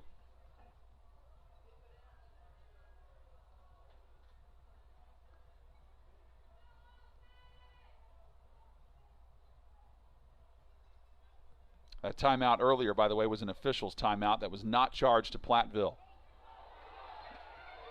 Flags fly on this one on 1st and 10. That's going to go against Wisconsin-Platteville's Dane Friday. He had his hands all over Dylan McKinney.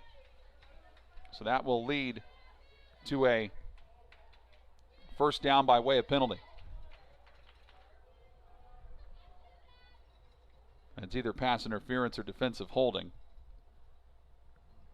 Pass interference. Number 15. The ball be placed in spot foul, automatic first down. Yep. Spot foul, automatic first. It goes to the 37-yard line. Ends up being a 12-yard penalty.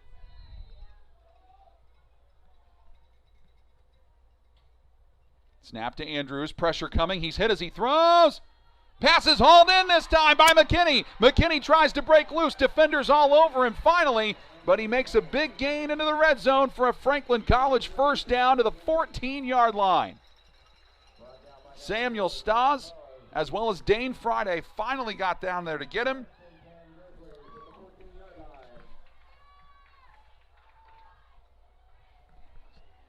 That's a 49-yard pass play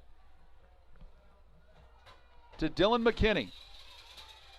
2 receivers go right with another one coming in motion here. It's Jarrett Gibson on the touch pass. Gibson trying to get to the outside, spun back. It's going to depend on where forward progress puts him. I would guess maybe only a yard. Yep. Shoved out by Friday.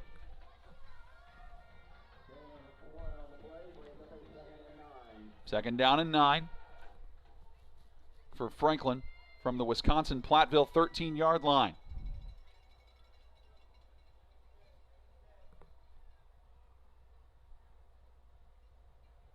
Andrews steps up. In trouble. Down he goes for the sack.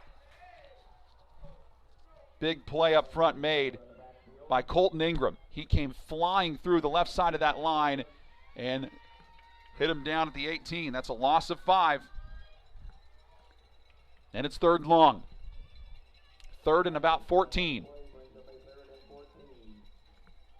We're nearing the end of the 3rd quarter. Franklin trying to tie it up. This game has had a lot of twists and turns in it.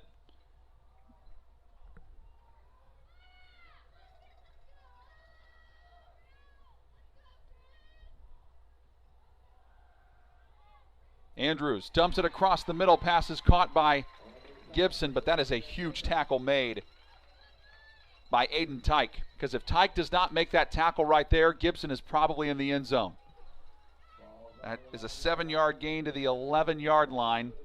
Not nearly enough for a first down. So on 4th down, Franklin is going to try a field goal. From this distance, it's 28 yards for Carter Brown.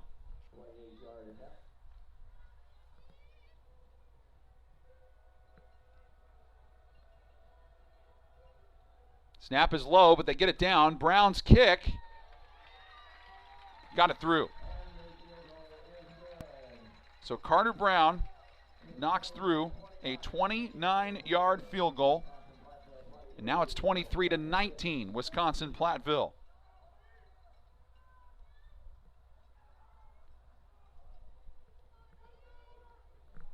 Five-play, 54-yard scoring drive.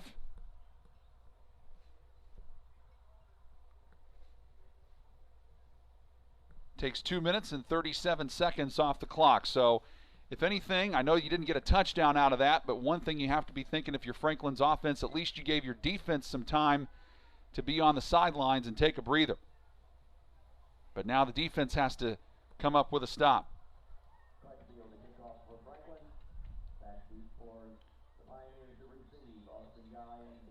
Wisconsin-Platteville has scored on both of their drives in the third quarter, and both of them have been touchdowns. Shuts his 2-yard run, and he also has a 1-yard run. And here is the kickoff from Gabe Crutchfield. It bounces and is picked up at the 19-yard line, and he just runs out of bounds. Wise decision there by Blaze Waters. He just knew we can't let the ball bounce and not pick it up. Just asked Rhodes College about that. They didn't field the ball. They thought it was going out of bounds, and Franklin recovered it on a kickoff mishap by the Lynx. Wisconsin-Platteville saying we are not letting that happen this time. So Wisconsin-Platteville will start from their own 25. 1:26 to play in the third quarter, leading 23-19.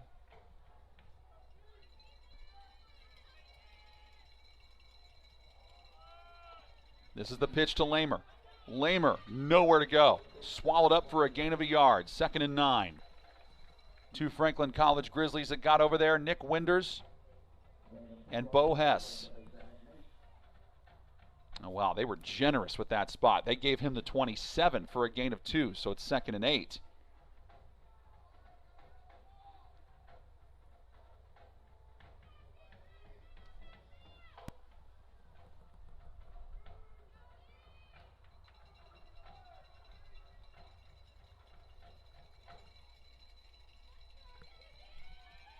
Nearing the end of the third quarter, Schutz fires deep, way over the head of his intended target, incomplete for Austin Guy. Coverage was outstanding by Franklin's Gervasio Mitchell. He was right where he needed to be.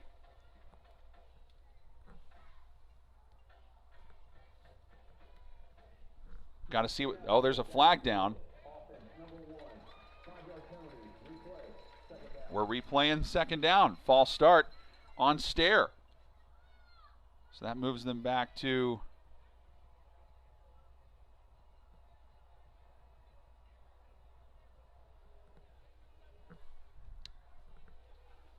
the 22-yard line. Okay, no, they've declined the penalty. So they have elected to decline the penalty and make it 3rd down. I was going to say, if you decline it, you still have them at 3rd and long, and you're 1 down closer to getting the ball back.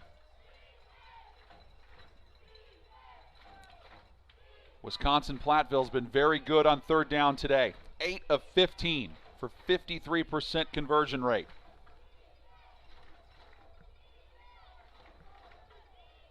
Franklin fans making a lot of noise. Might have been some movement. Yep, flag flies. Schutz goes down. I think he might have just lost his footing. Maybe he thought the play was going to stop, and he just gets walloped by Jarrett Ojata, who just did the right thing by coming over and tackling him. Now they got to sort out what this flag's about.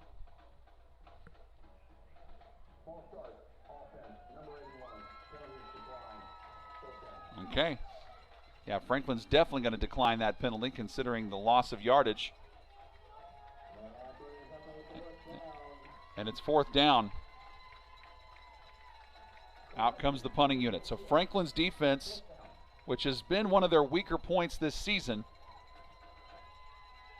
comes up and makes a big stand.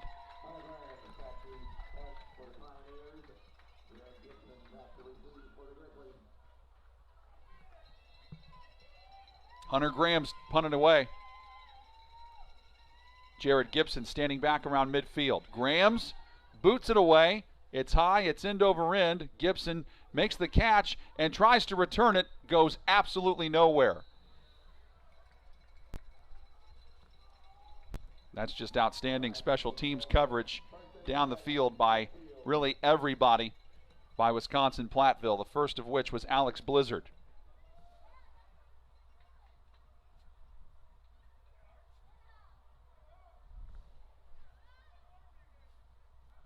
But Franklin gets to start it from midfield. And this has been probably their best starting field position of the day. They've been starting back up in their own territory for much of the day because of the outstanding kickoffs by Andrew Schweigert, but not this time. They get it from midfield with 25 seconds left in the third quarter. Andrews has the ball tipped into the air, and it's intercepted. Justin Blazik gets the interception off the deflection.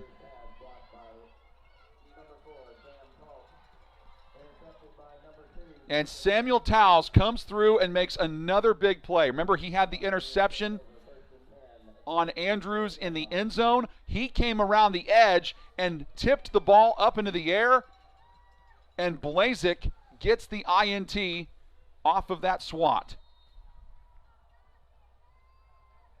Wow.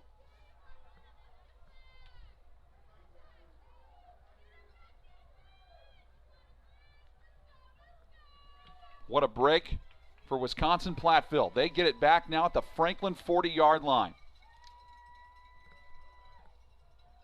Schutz takes the snap, and that ball gets deflected by Justin Gifford. He comes barreling through and swats it down. He nearly had an interception. Had he hauled that in, might have had a pick six.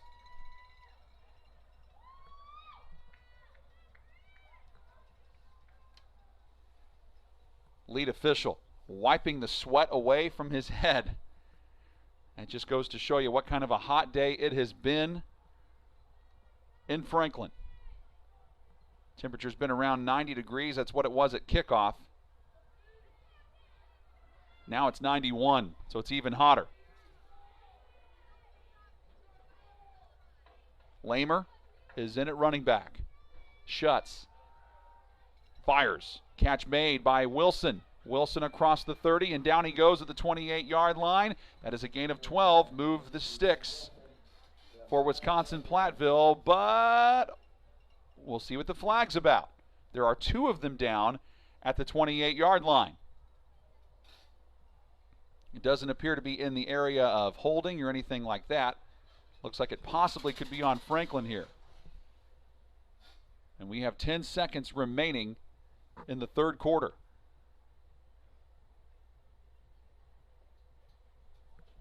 Personal foul. Defense, number 52. Targeting. Number 52 has disqualified himself for the rest of the game.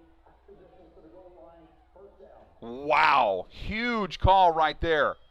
So Jason Pigg, the senior linebacker who went to Fountain Central High School in Petersburg, Indiana, and has been a big factor on defense, called for targeting and has been disqualified from the game. And it's half the distance to the goal, which means he got it at the 28. That means that they get to march the ball to the 14-yard line. And Wisconsin-Platteville looking at the time on the clock. And they decide to let it go. That is the end of what was an exciting third quarter. Wisconsin-Platteville has the upper hand, 23-19 as we go to the fourth. You're watching Franklin College football on Grizz TV, brought to you by the Hubler Automotive Group.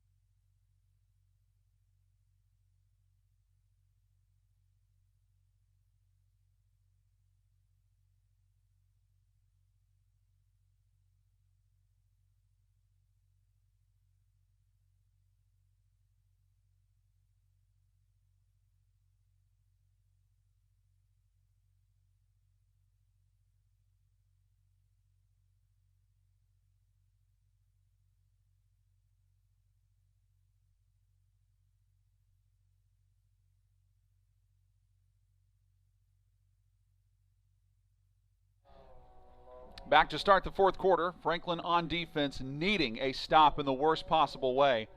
Got to at least find a way to hold them to a field goal, because if they don't and they get a touchdown, that means that Wisconsin-Platteville will be up by 2 scores. Granted, there's a lot of time left to play, still an entire quarter of football.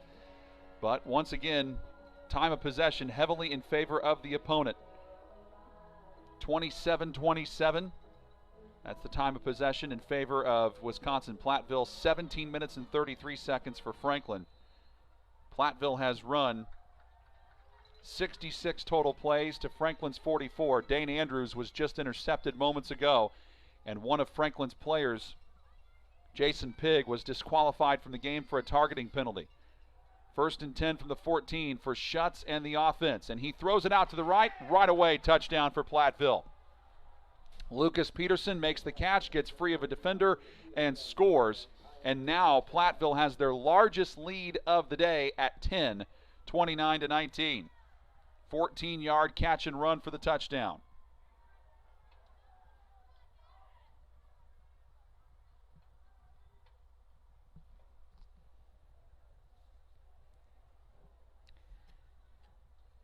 So Colin Schutz in the second half, 2 touchdown runs and now a touchdown pass. Andrew Schweigert for the extra point. Snap, kick up, and he made this one. 30-19.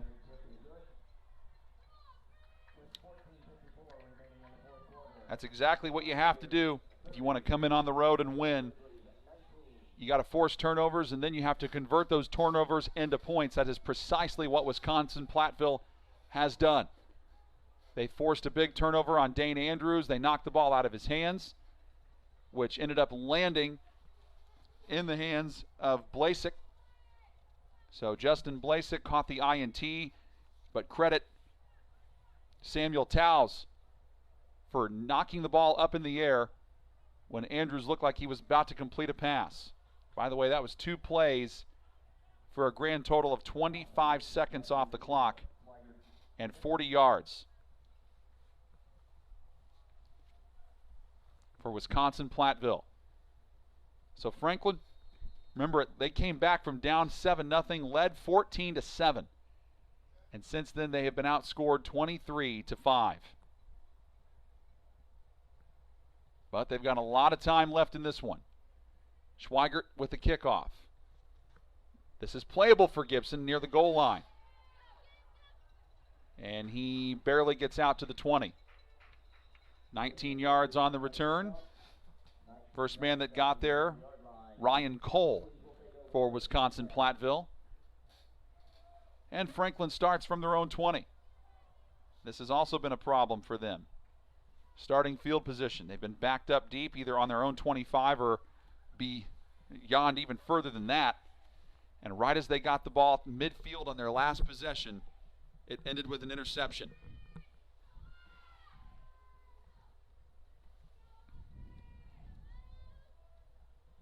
Dane Andrews back to work at quarterback. And right before the whistle, flag flies. Ball start. Offense, number 64, 5-yard penalty, remaining, first down.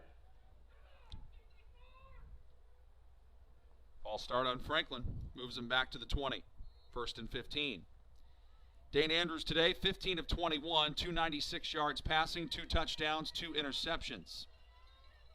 Also has 5 carries for -4 yards. Derrick Thompson, the leading rusher, 48 yards.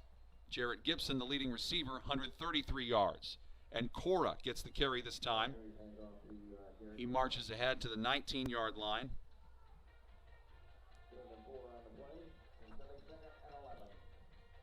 Able to pick up some of that lost yardage back.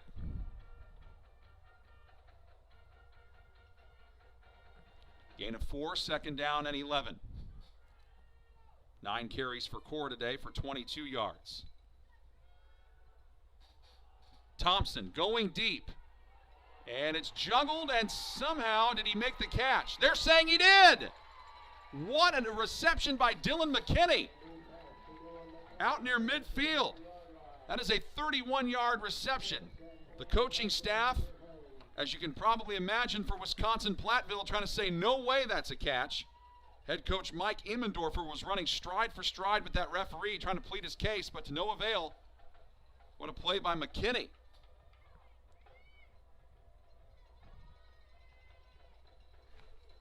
McKinney's fourth catch of the day comes at a critical time. Andrews nearly fell down, got out of pressure, has to just take off and run and get what he can to the 48-yard line.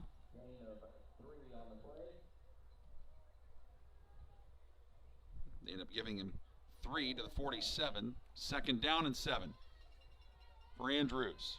Franklin knows they got to hurry. They like to go no huddle anyway and go up tempo, but they really have to do it now, down by 11.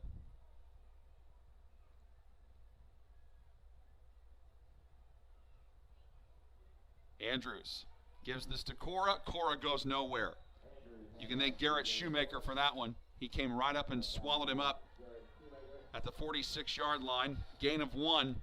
Third down and 6 for Franklin. I would think it's probably 4-down territory if you don't pick this up. Devin Mueller comes in at wide receiver. Schmidt is in at tight end. Gibson in the slot right. Andrews takes the snap, heaves it downfield. Gibson has it bobbled and knocked away. Good effort by Gibson. He tried to get there, but he had it jarred free at the last moment by Nicholas Albareco, a 5'11", 187-pound sophomore defensive back from Collinsville, Illinois. Now what do you do here on fourth down?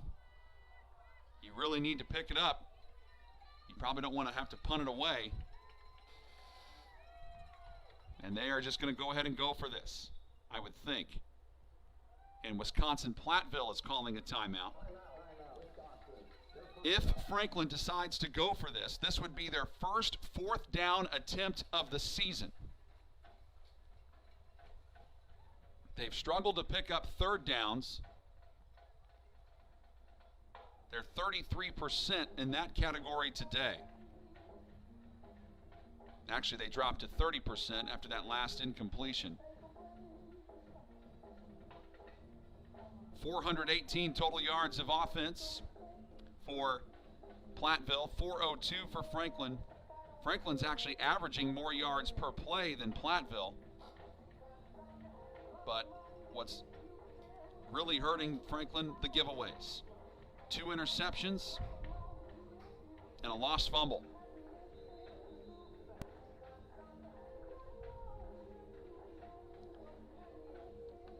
Franklin 2-0 for the first time since 2008, trying to go to 3-0 for the first time since 2006 before they start conference play in 2 weeks. But they are facing an uphill battle with 12:28 to play, and this is their first fourth down try of the season offensively. Can they convert it on 4th and 6? Andrews in trouble. Flips it out to Cora. Flag comes down. He's nowhere close. Now, unless he might have been grabbed by his face mask, flag is down on the opposite side. And it looks like a hold on Franklin. So this is going back to Platteville. They will clearly decline this penalty and get fantastic field position.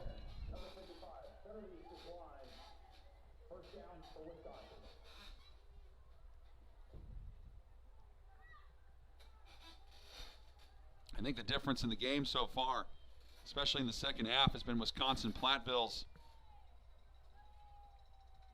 defensive line, because they have put a lot of pressure on Andrews. They've made him uncomfortable, and you saw what that was able to do right there. They get the ball back at midfield with 12:21 to go. And Franklin had the ball, but all they could really do is use up 2 minutes of clock, and they come away with nothing. Handoff. Lamer busting through to the 29-yard line. That is a gain of 21 and a first down. Wyatt Carmack came over to help stop that play. So did Cody Wilkerson, but it was too late.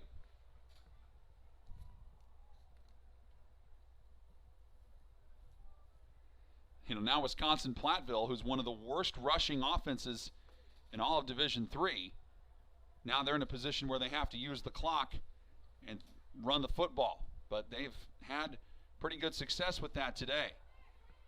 Lamer again, spinning, getting to the outside, and Lamer waltzes in for an easy Wisconsin-Platteville touchdown from 30 yards away. Unbelievable.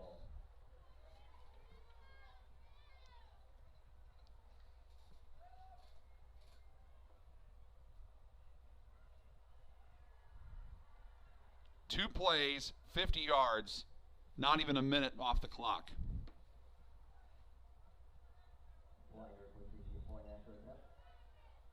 So this Wisconsin-Platteville team came in averaging 19 yards a game rushing. They are now at 140. The extra point by Schweigert, perfect. It is 37-19, Wisconsin-Platteville.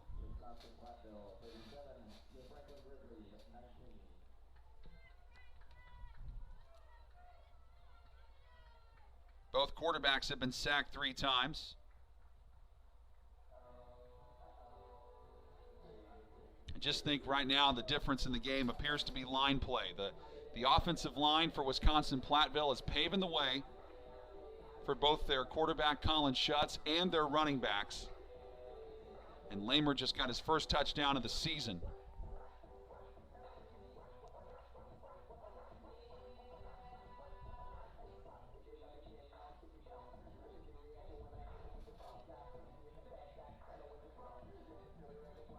Also, not only that, but Platteville's averaging 5.2 yards per rush. Franklin, 2.9. They only have 75 yards rushing on 26 attempts.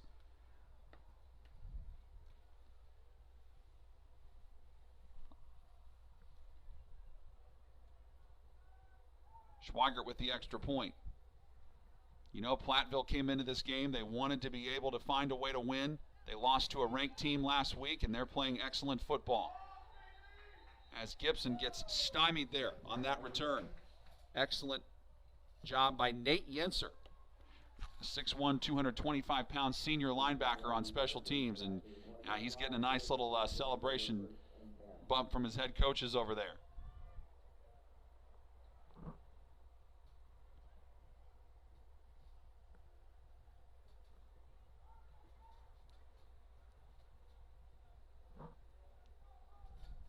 I would expect to see probably a lot of throws to Jarrett Gibson. Maybe trying to get the tight ends involved. Let's see if the protection can hold up. That's been an issue in the second half. And here he is again. Andrews able to get it away, but he got hit as he threw it. To Jake Tharp. Tharp with his first catch of the day to the 25-yard line.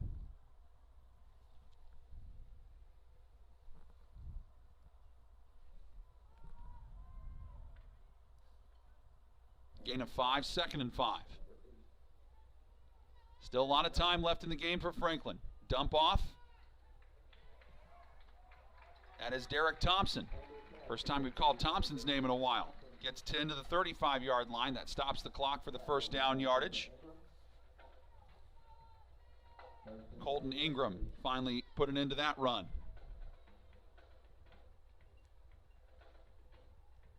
Andrews firing. Miscommunication. I think timing was off on that route between him and McKinney. Coverage downfield by Dane Friday. 2nd and 10.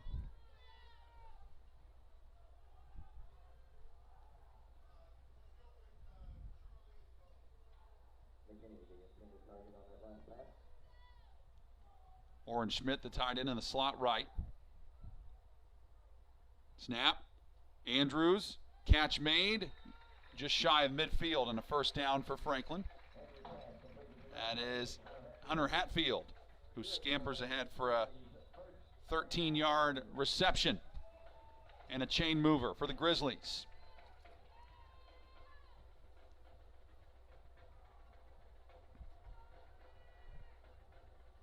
Ten minutes to play.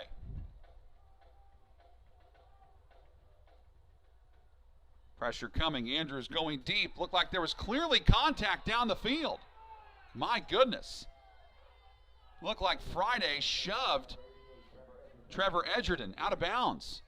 And that's what the Franklin coaching staff is trying to say. But they don't get the flag, and it's 2nd and 10.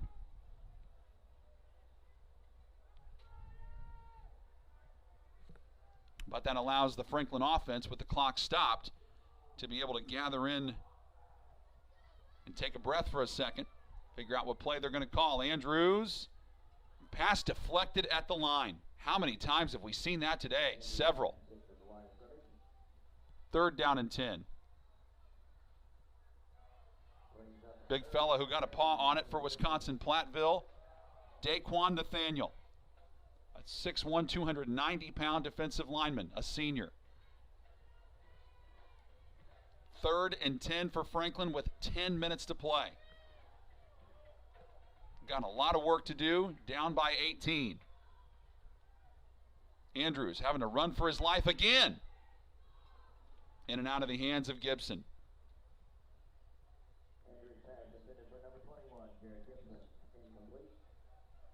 And the pressure was put on at the end by Tyler Bacon.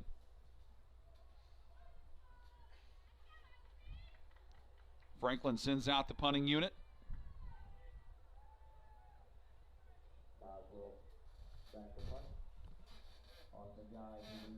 Dylan Boswell to punt it away. And Austin Guy back deep to receive around his own 12. Boswell puts his right leg into this one. Guy lets it bounce at the 15, the 10, picks it up on the run, 15, 20, run out of bounds at the 25. That's what you kind of like to have if you're a, if you're a return man. You kind of want to see that ball bounce and give you an opportunity to pick it up on the run. And that's what Austin Guy was able to do. Nice return for about 20 yards to the 27.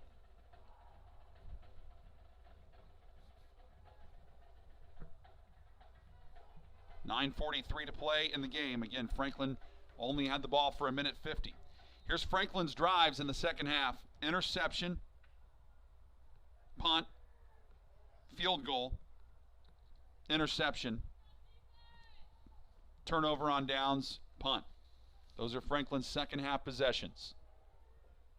And Schutz just decides to give himself up there when he saw nothing develop on first down. Ends up losing 4 to the 23 by giving himself up. 2nd and 14. So the turnover battle has not been in the favor of Franklin. 2 interceptions and a lost fumble.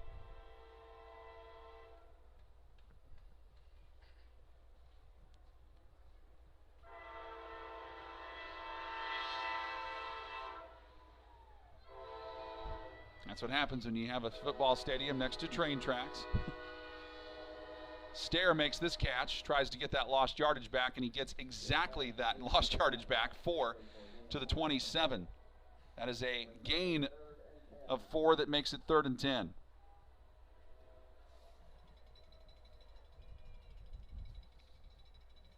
Gervasio Mitchell got over there for Franklin.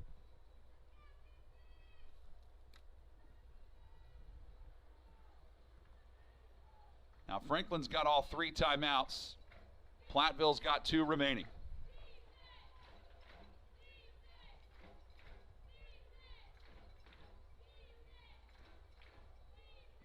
Colin Schutz trying to use as much of the play clock as he can. Then he takes the snap and with an option.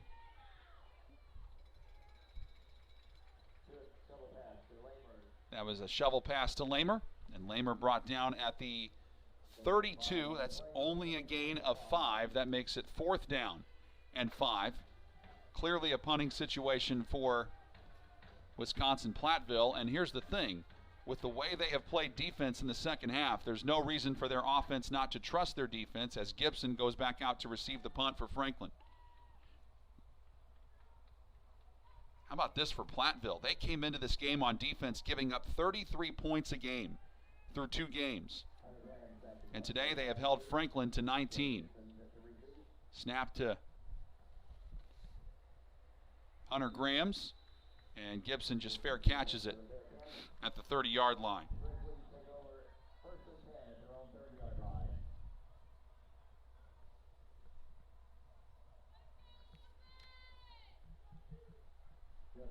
Well, Franklin not only needs to score, they have to score as quickly as possible, down by 18. And they're down by 3 scores. It'd be one thing if it was 16, because then you would just need 2 touchdowns and 2 two-point conversions, but with it being 18, you got to score 3 times. And with time running out, you're going to have to score quickly and then probably get an onside kick depending on how fast this drive goes. Platteville showing blitz. Andrews gets it out of there. Catch made by McKinney, who's been the hot hand at receiver in the second half, and he gets walloped, but he does get the first down to the 43-yard line of Franklin. That's a gain of 13, and it moves the chains. He got hit hard there by Drew Hoff. When Andrews has had a clean pocket, he's played well, but when he's been pressured, like any other quarterback, he can be prone to mistakes, but a lot of those mistakes are not necessarily his fault. As Gibson makes a nice catch, he's had over 140 receiving yards now as he slithers out of bounds at midfield for a gain of 7. Second down and short. A throw. Well, did he hold on? The referees are saying incomplete. Okay, you had one referee saying incomplete, you had another one saying he caught it. And they say McKinney did not haul it in. So now it's 3rd and short from midfield. It's got to be 2 down territory at this point. Got to somehow pick this up.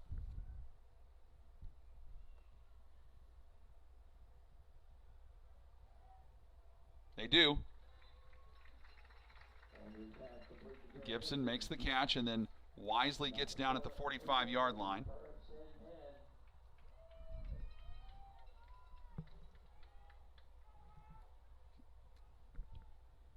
A double-stacked receiver set this time for Andrews. Andrews in trouble again, and he had it knocked out of his hands by Justin Blazek, and it's picked up off of the swat again. This leads to a Wisconsin-Platteville touchdown, Tyler Bacon. So Blazek got an interception earlier. This time he knocks the ball out of Andrews' hands. Tyler Bacon ends up with an early present, and he runs it back for a touchdown. A 50-yard interception return for a touchdown by Tyler Bacon. But it was all made possible by Justin Blazek getting in there and knocking it out of Andrews' hands. Schweigert's extra point coming up.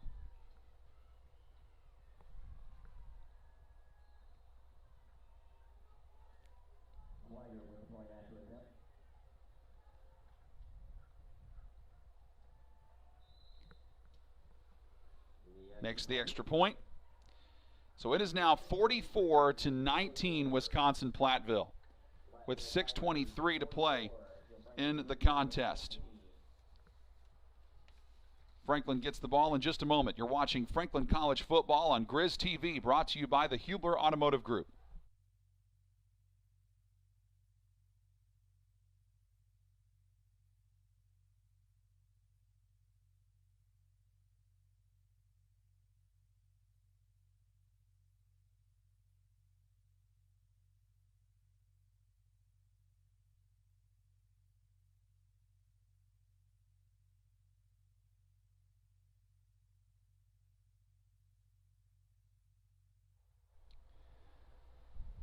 This one has gotten away from the Franklin College Grizzlies.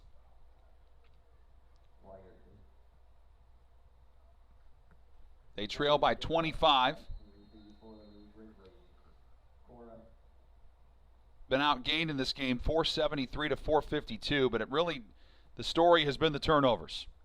3 interceptions, a lost fumble, but really you could almost count the interceptions as a fumble in a way, as that ball goes sailing into the end zone by Schweigert for another touchback. He has just simply been sensational. Garrett Cora was hoping that he would have a play on it, but did not. And now with time running out and the lead growing for Wisconsin-Platteville, you have to wonder how much longer Dane Andrews is going to stay out there. I do not see him. And I believe they are putting in a new quarterback. That is Kai Ross, a freshman. Kai Ross is taking over at quarterback, and the handoff goes to Cameron Johnson. And Johnson, with Franklin starting from their own 25, only able to get a yard to the 26.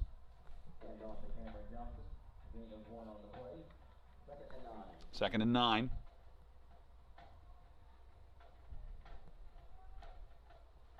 Bye week next week for Franklin. Not exactly what you want to have going into the bye week, but at least you have a chance to get things corrected before you start conference play. Ross has nowhere to go with that. Throws it out of bounds, and that makes it 3rd and 9 from the 26.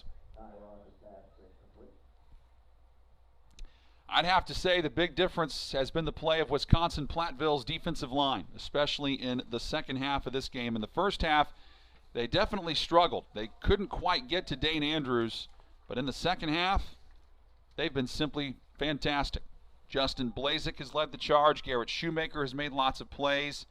Logan Kettlehut, Tyler Bacon, all those guys up front really made life difficult for Franklin. That catch hauled in for a first down by Trevor Edgerton. And Edgerton slithers out to the 39-yard line for a pickup of 13. And this gives Kai Ross an opportunity. A young freshman quarterback to make some plays and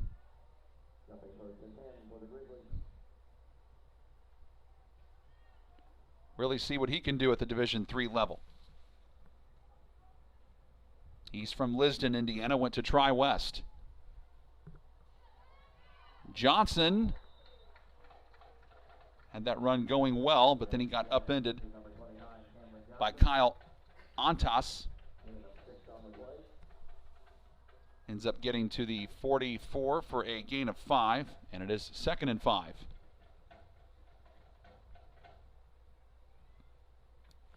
At this point, Franklin's just trying to use as much of the clock as they can, work on their offense, particularly their ground game, which has struggled today. The starters only averaged 3 yards a carry, and tough break there for Rias Moore, the junior tight end, backup.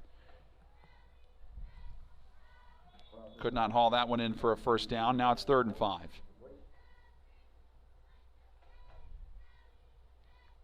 And Garrett Cora's coming back into the game.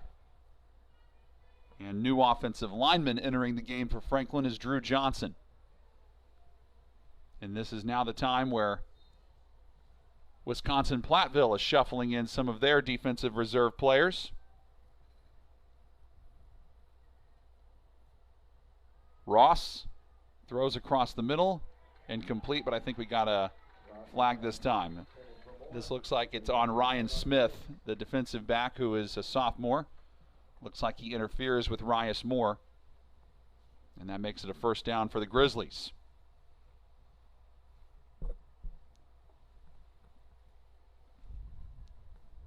Pass interference. Defense, number 1, 15 yards from the previous spot. Automatic first down.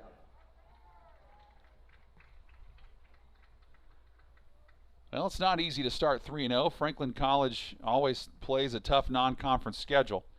And Wisconsin-Platteville came into this game 0-2, but that was a very misleading 0-2 record, I think, because they played a very good Bethel team the week before. They were tied with Bethel going into the fourth quarter, so you knew that Wisconsin-Platteville was going to be tough. You just wondered if the ground game was going to come together for them. It did. They have close to 150 yards rushing. And first carry for Zane Downing, a freshman running back, who motors ahead to the 36-yard line after the penalty. 2nd and 5 for the Grizzlies. As we come up on 4 minutes to play, we'll have our final stats and numbers for you after the contest ends and let you know what Franklin's got coming up in the coming weeks. A lot of big weeks ahead for this football program at home and on the road. Downing with a nice run again to the 25-yard line.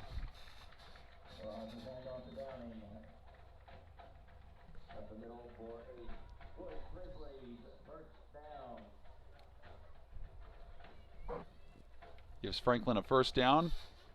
3:40 to play. But this is, make no mistake about it, this is a big win for Platteville. Coming in on the road, not an easy place to play. Fott Stadium can get loud. The fans were certainly loud. There was a lot of great tailgating going on before the game. Wonderful atmosphere. But everything just fell apart for Franklin in the second half. They had a 14-10 lead at the half.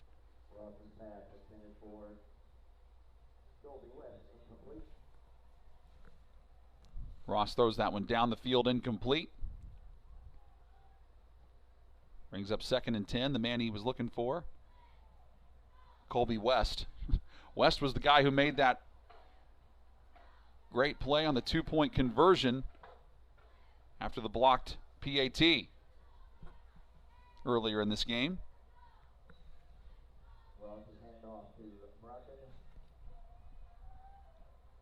Justin Brogdon gets his first carry today.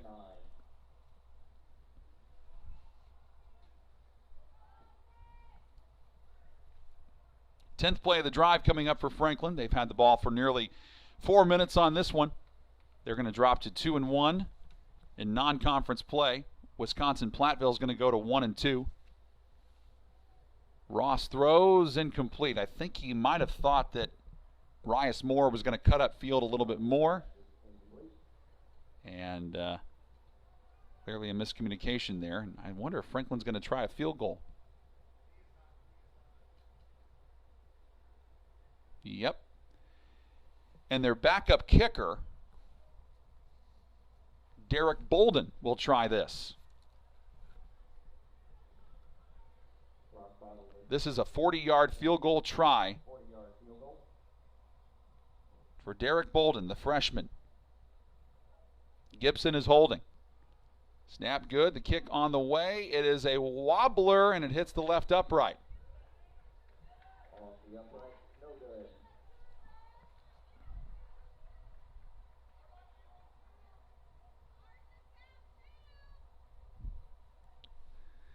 There are some fans, I think, have some sarcastic replies there to that missed field goal, because if you remember in the first half, there was a field goal that was attempted by Wisconsin-Platteville that was ruled good even though it hit the left upright. So, frustrating day to be a Grizzlies fan. But this team has, I think, got a bright future ahead of it. Again, they did start 2-0 for the first time in 13 years. Would have made some really good history if they would have come up with a win today, but just a rough second half. New quarterback in the game for Wisconsin-Platteville is Michael Priami, who is a 6-foot, 166-pound freshman. So a lot of good freshmen and sophomores getting work in this game late for both teams. As we come up on 2 minutes to play in this one.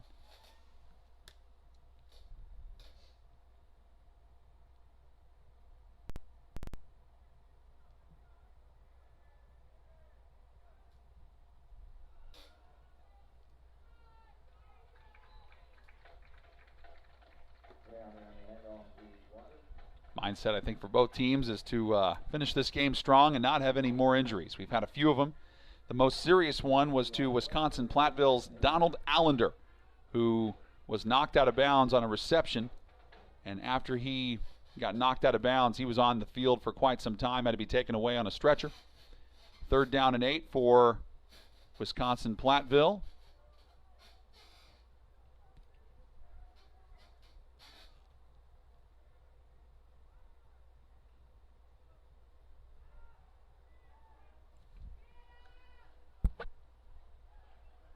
Nice catch and run for a first down there by Blaise Waters.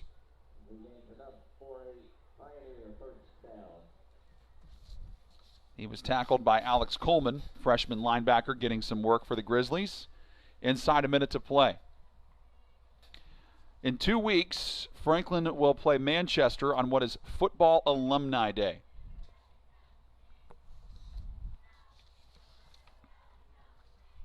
They'll get 2 weeks to kind of regather themselves after this tough defeat.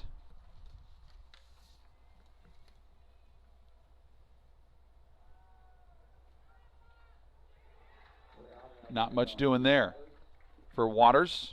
And that time a good tackle made by Braden McGowan, a freshman. Excuse me, Bo Hess. Bo Hess, rather. And Hess has had a good day, that linebacker. So, Wisconsin-Platteville comes in and pulls off the upset. They get a road win over the Franklin College Grizzlies with a big second half, 44-19. They were down 14-7, and they outscored Franklin by a count of 37-5 since that time.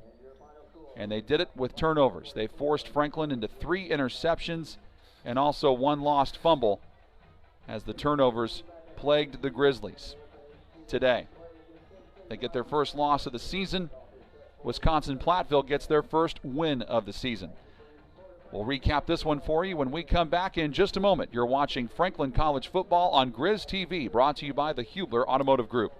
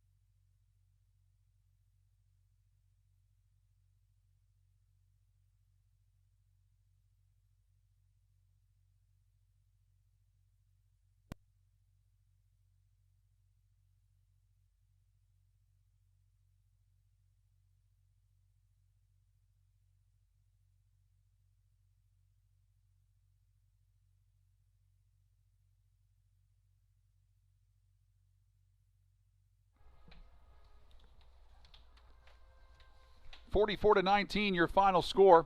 Wisconsin-Platteville, the Pioneers, come into town and hand Franklin their first loss of the season. Wisconsin-Platteville got the ball to start the game. They went on a 9-play, 70-yard scoring drive, took 4:47 off the clock, and their quarterback, Colin Schutz, threw a 22-yard touchdown pass to Ben Wilson. After a Franklin punt, Wisconsin got the ball back. They went on an 11-play drive that ended in a missed field goal attempt. Then after a Franklin fumble, Wisconsin-Platteville got the ball back and turned it over on downs, leading to a 4-play, 64-yard scoring drive for Franklin that took 1:34 seconds off the clock, and Dane Andrews threw a touchdown to Jarrett Gibson. Extra point tied the game at 7. After a Wisconsin-Platteville punt, Franklin then went on a 9-play, 70-yard scoring drive that took 3:15 off the clock, and Andrews threw another touchdown to Garrett Cora, this one from 11 yards away. The extra point made it 14-7 Franklin. Wisconsin turned it over on downs on their ensuing drive, and then Franklin had the ball for 8 plays. They had to punt. And what was a very bizarre sequence at the end of the half was when Wisconsin-Platteville got the ball from their own 8, they drove to the Franklin 33 and ended up making a 50-yard field goal from Andrew Schweigert, which appeared to be a field goal that bounced off the upright and did not go through, but they said it did. So the 50-yard field goal was made, and that made it 14-10 Franklin at the half. Well, Franklin comes out in the third quarter. They get the ball. They go on a very impressive drive for 3 plays. But then on the 4th play of the game, of the drive that is, Andrews gets intercepted by Samuel Towles in the end zone, and that leads to Wisconsin-Platteville getting the ball back on their own 20. Then they would go on an 11-play, 80-yard scoring drive. Colin Schutz runs it in from 2 yards away. However, the extra point attempt was blocked, and then Colby West picked up the loose ball, ran it back for a 2-point conversion the other way, and that tied the game at 16 apiece. However, Franklin would get the ball back with 8:22 in the third quarter. They punted, after a 3-and-out. Wisconsin-Platteville got the ball back with 7:02 left in the third. They went on a 6-play, 67-yard scoring drive that took 2 minutes and 56 seconds off the clock. Colin Schutz runs it in from a yard away. That makes it 23-16 Wisconsin-Platteville. Then Franklin gets the ball from their own 25-yard line. They go 5 plays, 54 yards, but all they can do is get a field goal out of it. Carter Brown makes it from 29 yards away. Then that would be the final scoring for Franklin in the ball game. After a Wisconsin-Platteville punt, this is where things took a big turn for the worst, as coming through was Justin Blazek. He got an interception on Dane Andrews after Towles hit him, and the ball went up in the air, and Blazek got the interception. Wisconsin-Platteville then went on a 2-play, 25-second drive, 40 yards. Lucas Peterson catches a 14-yard reception. The extra point makes it 30-19 Wisconsin-Platteville. Then Franklin gets the ball to begin the fourth quarter, down 11, but they go on a 6-play drive and turn it over on downs. Wisconsin gets the ball back with 12:21 to go in the contest. 2 plays, 50-yard scoring drive. Tyler Lamer runs it in from 30 yards away. 37-19 was your score after that extra point. Both teams exchanged punts. Franklin got the ball with 7:25 left in the game. At this point, they were on life support. They needed a score in the worst possible way.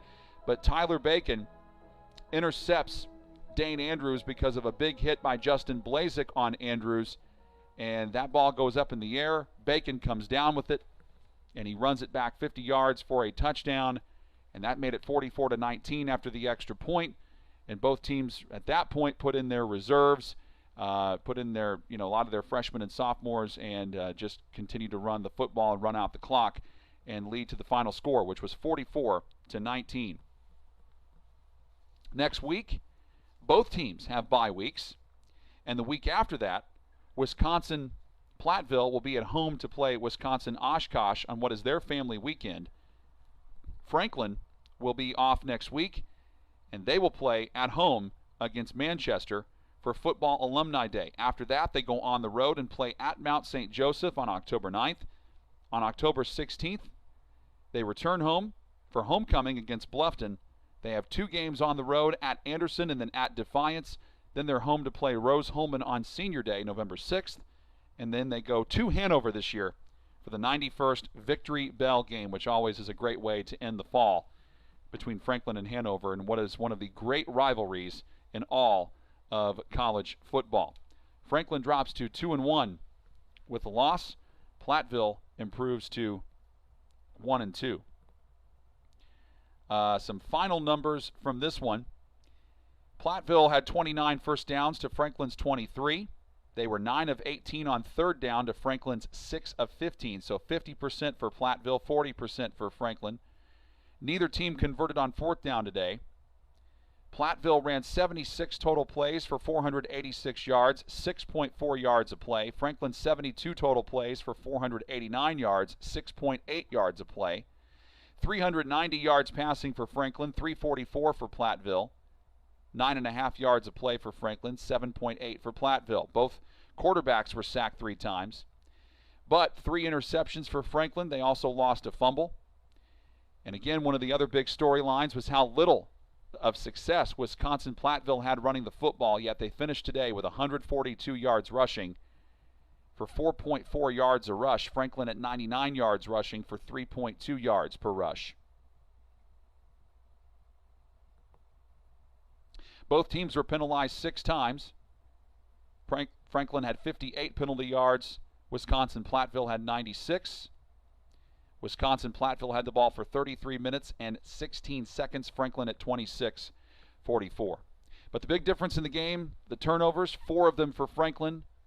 And there was 1 for Platteville, but aside from that, it was the line play for Platteville that made a huge difference, and the fact that they were able to run the ball successfully for the first time this season, getting 142 yards on the ground to pull away and win this one 44-19. Well, it was great to be with you today. My name is John Herrick. I'm not the normal guy that does the Franklin games. That's Jonathan Mathis. He'll be back with you in 2 weeks when Franklin takes on Manchester, and then I will be back with you again on October 16th when Franklin plays Bluffton at home, and that will be homecoming for Franklin on that Saturday afternoon. Been a pleasure being with you today. Big thanks to Ryan Thomas and the rest of the great staff at Franklin for letting me come here and making me feel welcome. You can always be sure to follow Franklin on all of their social media platforms on Facebook, Twitter, Instagram, and YouTube, and use the hashtag TeamGrizz. Your final score for the final time: Franklin loses to Wisconsin-Platteville today, 44-19. You've been watching Franklin College football on Grizz TV, brought to you by the Hubler Automotive Network.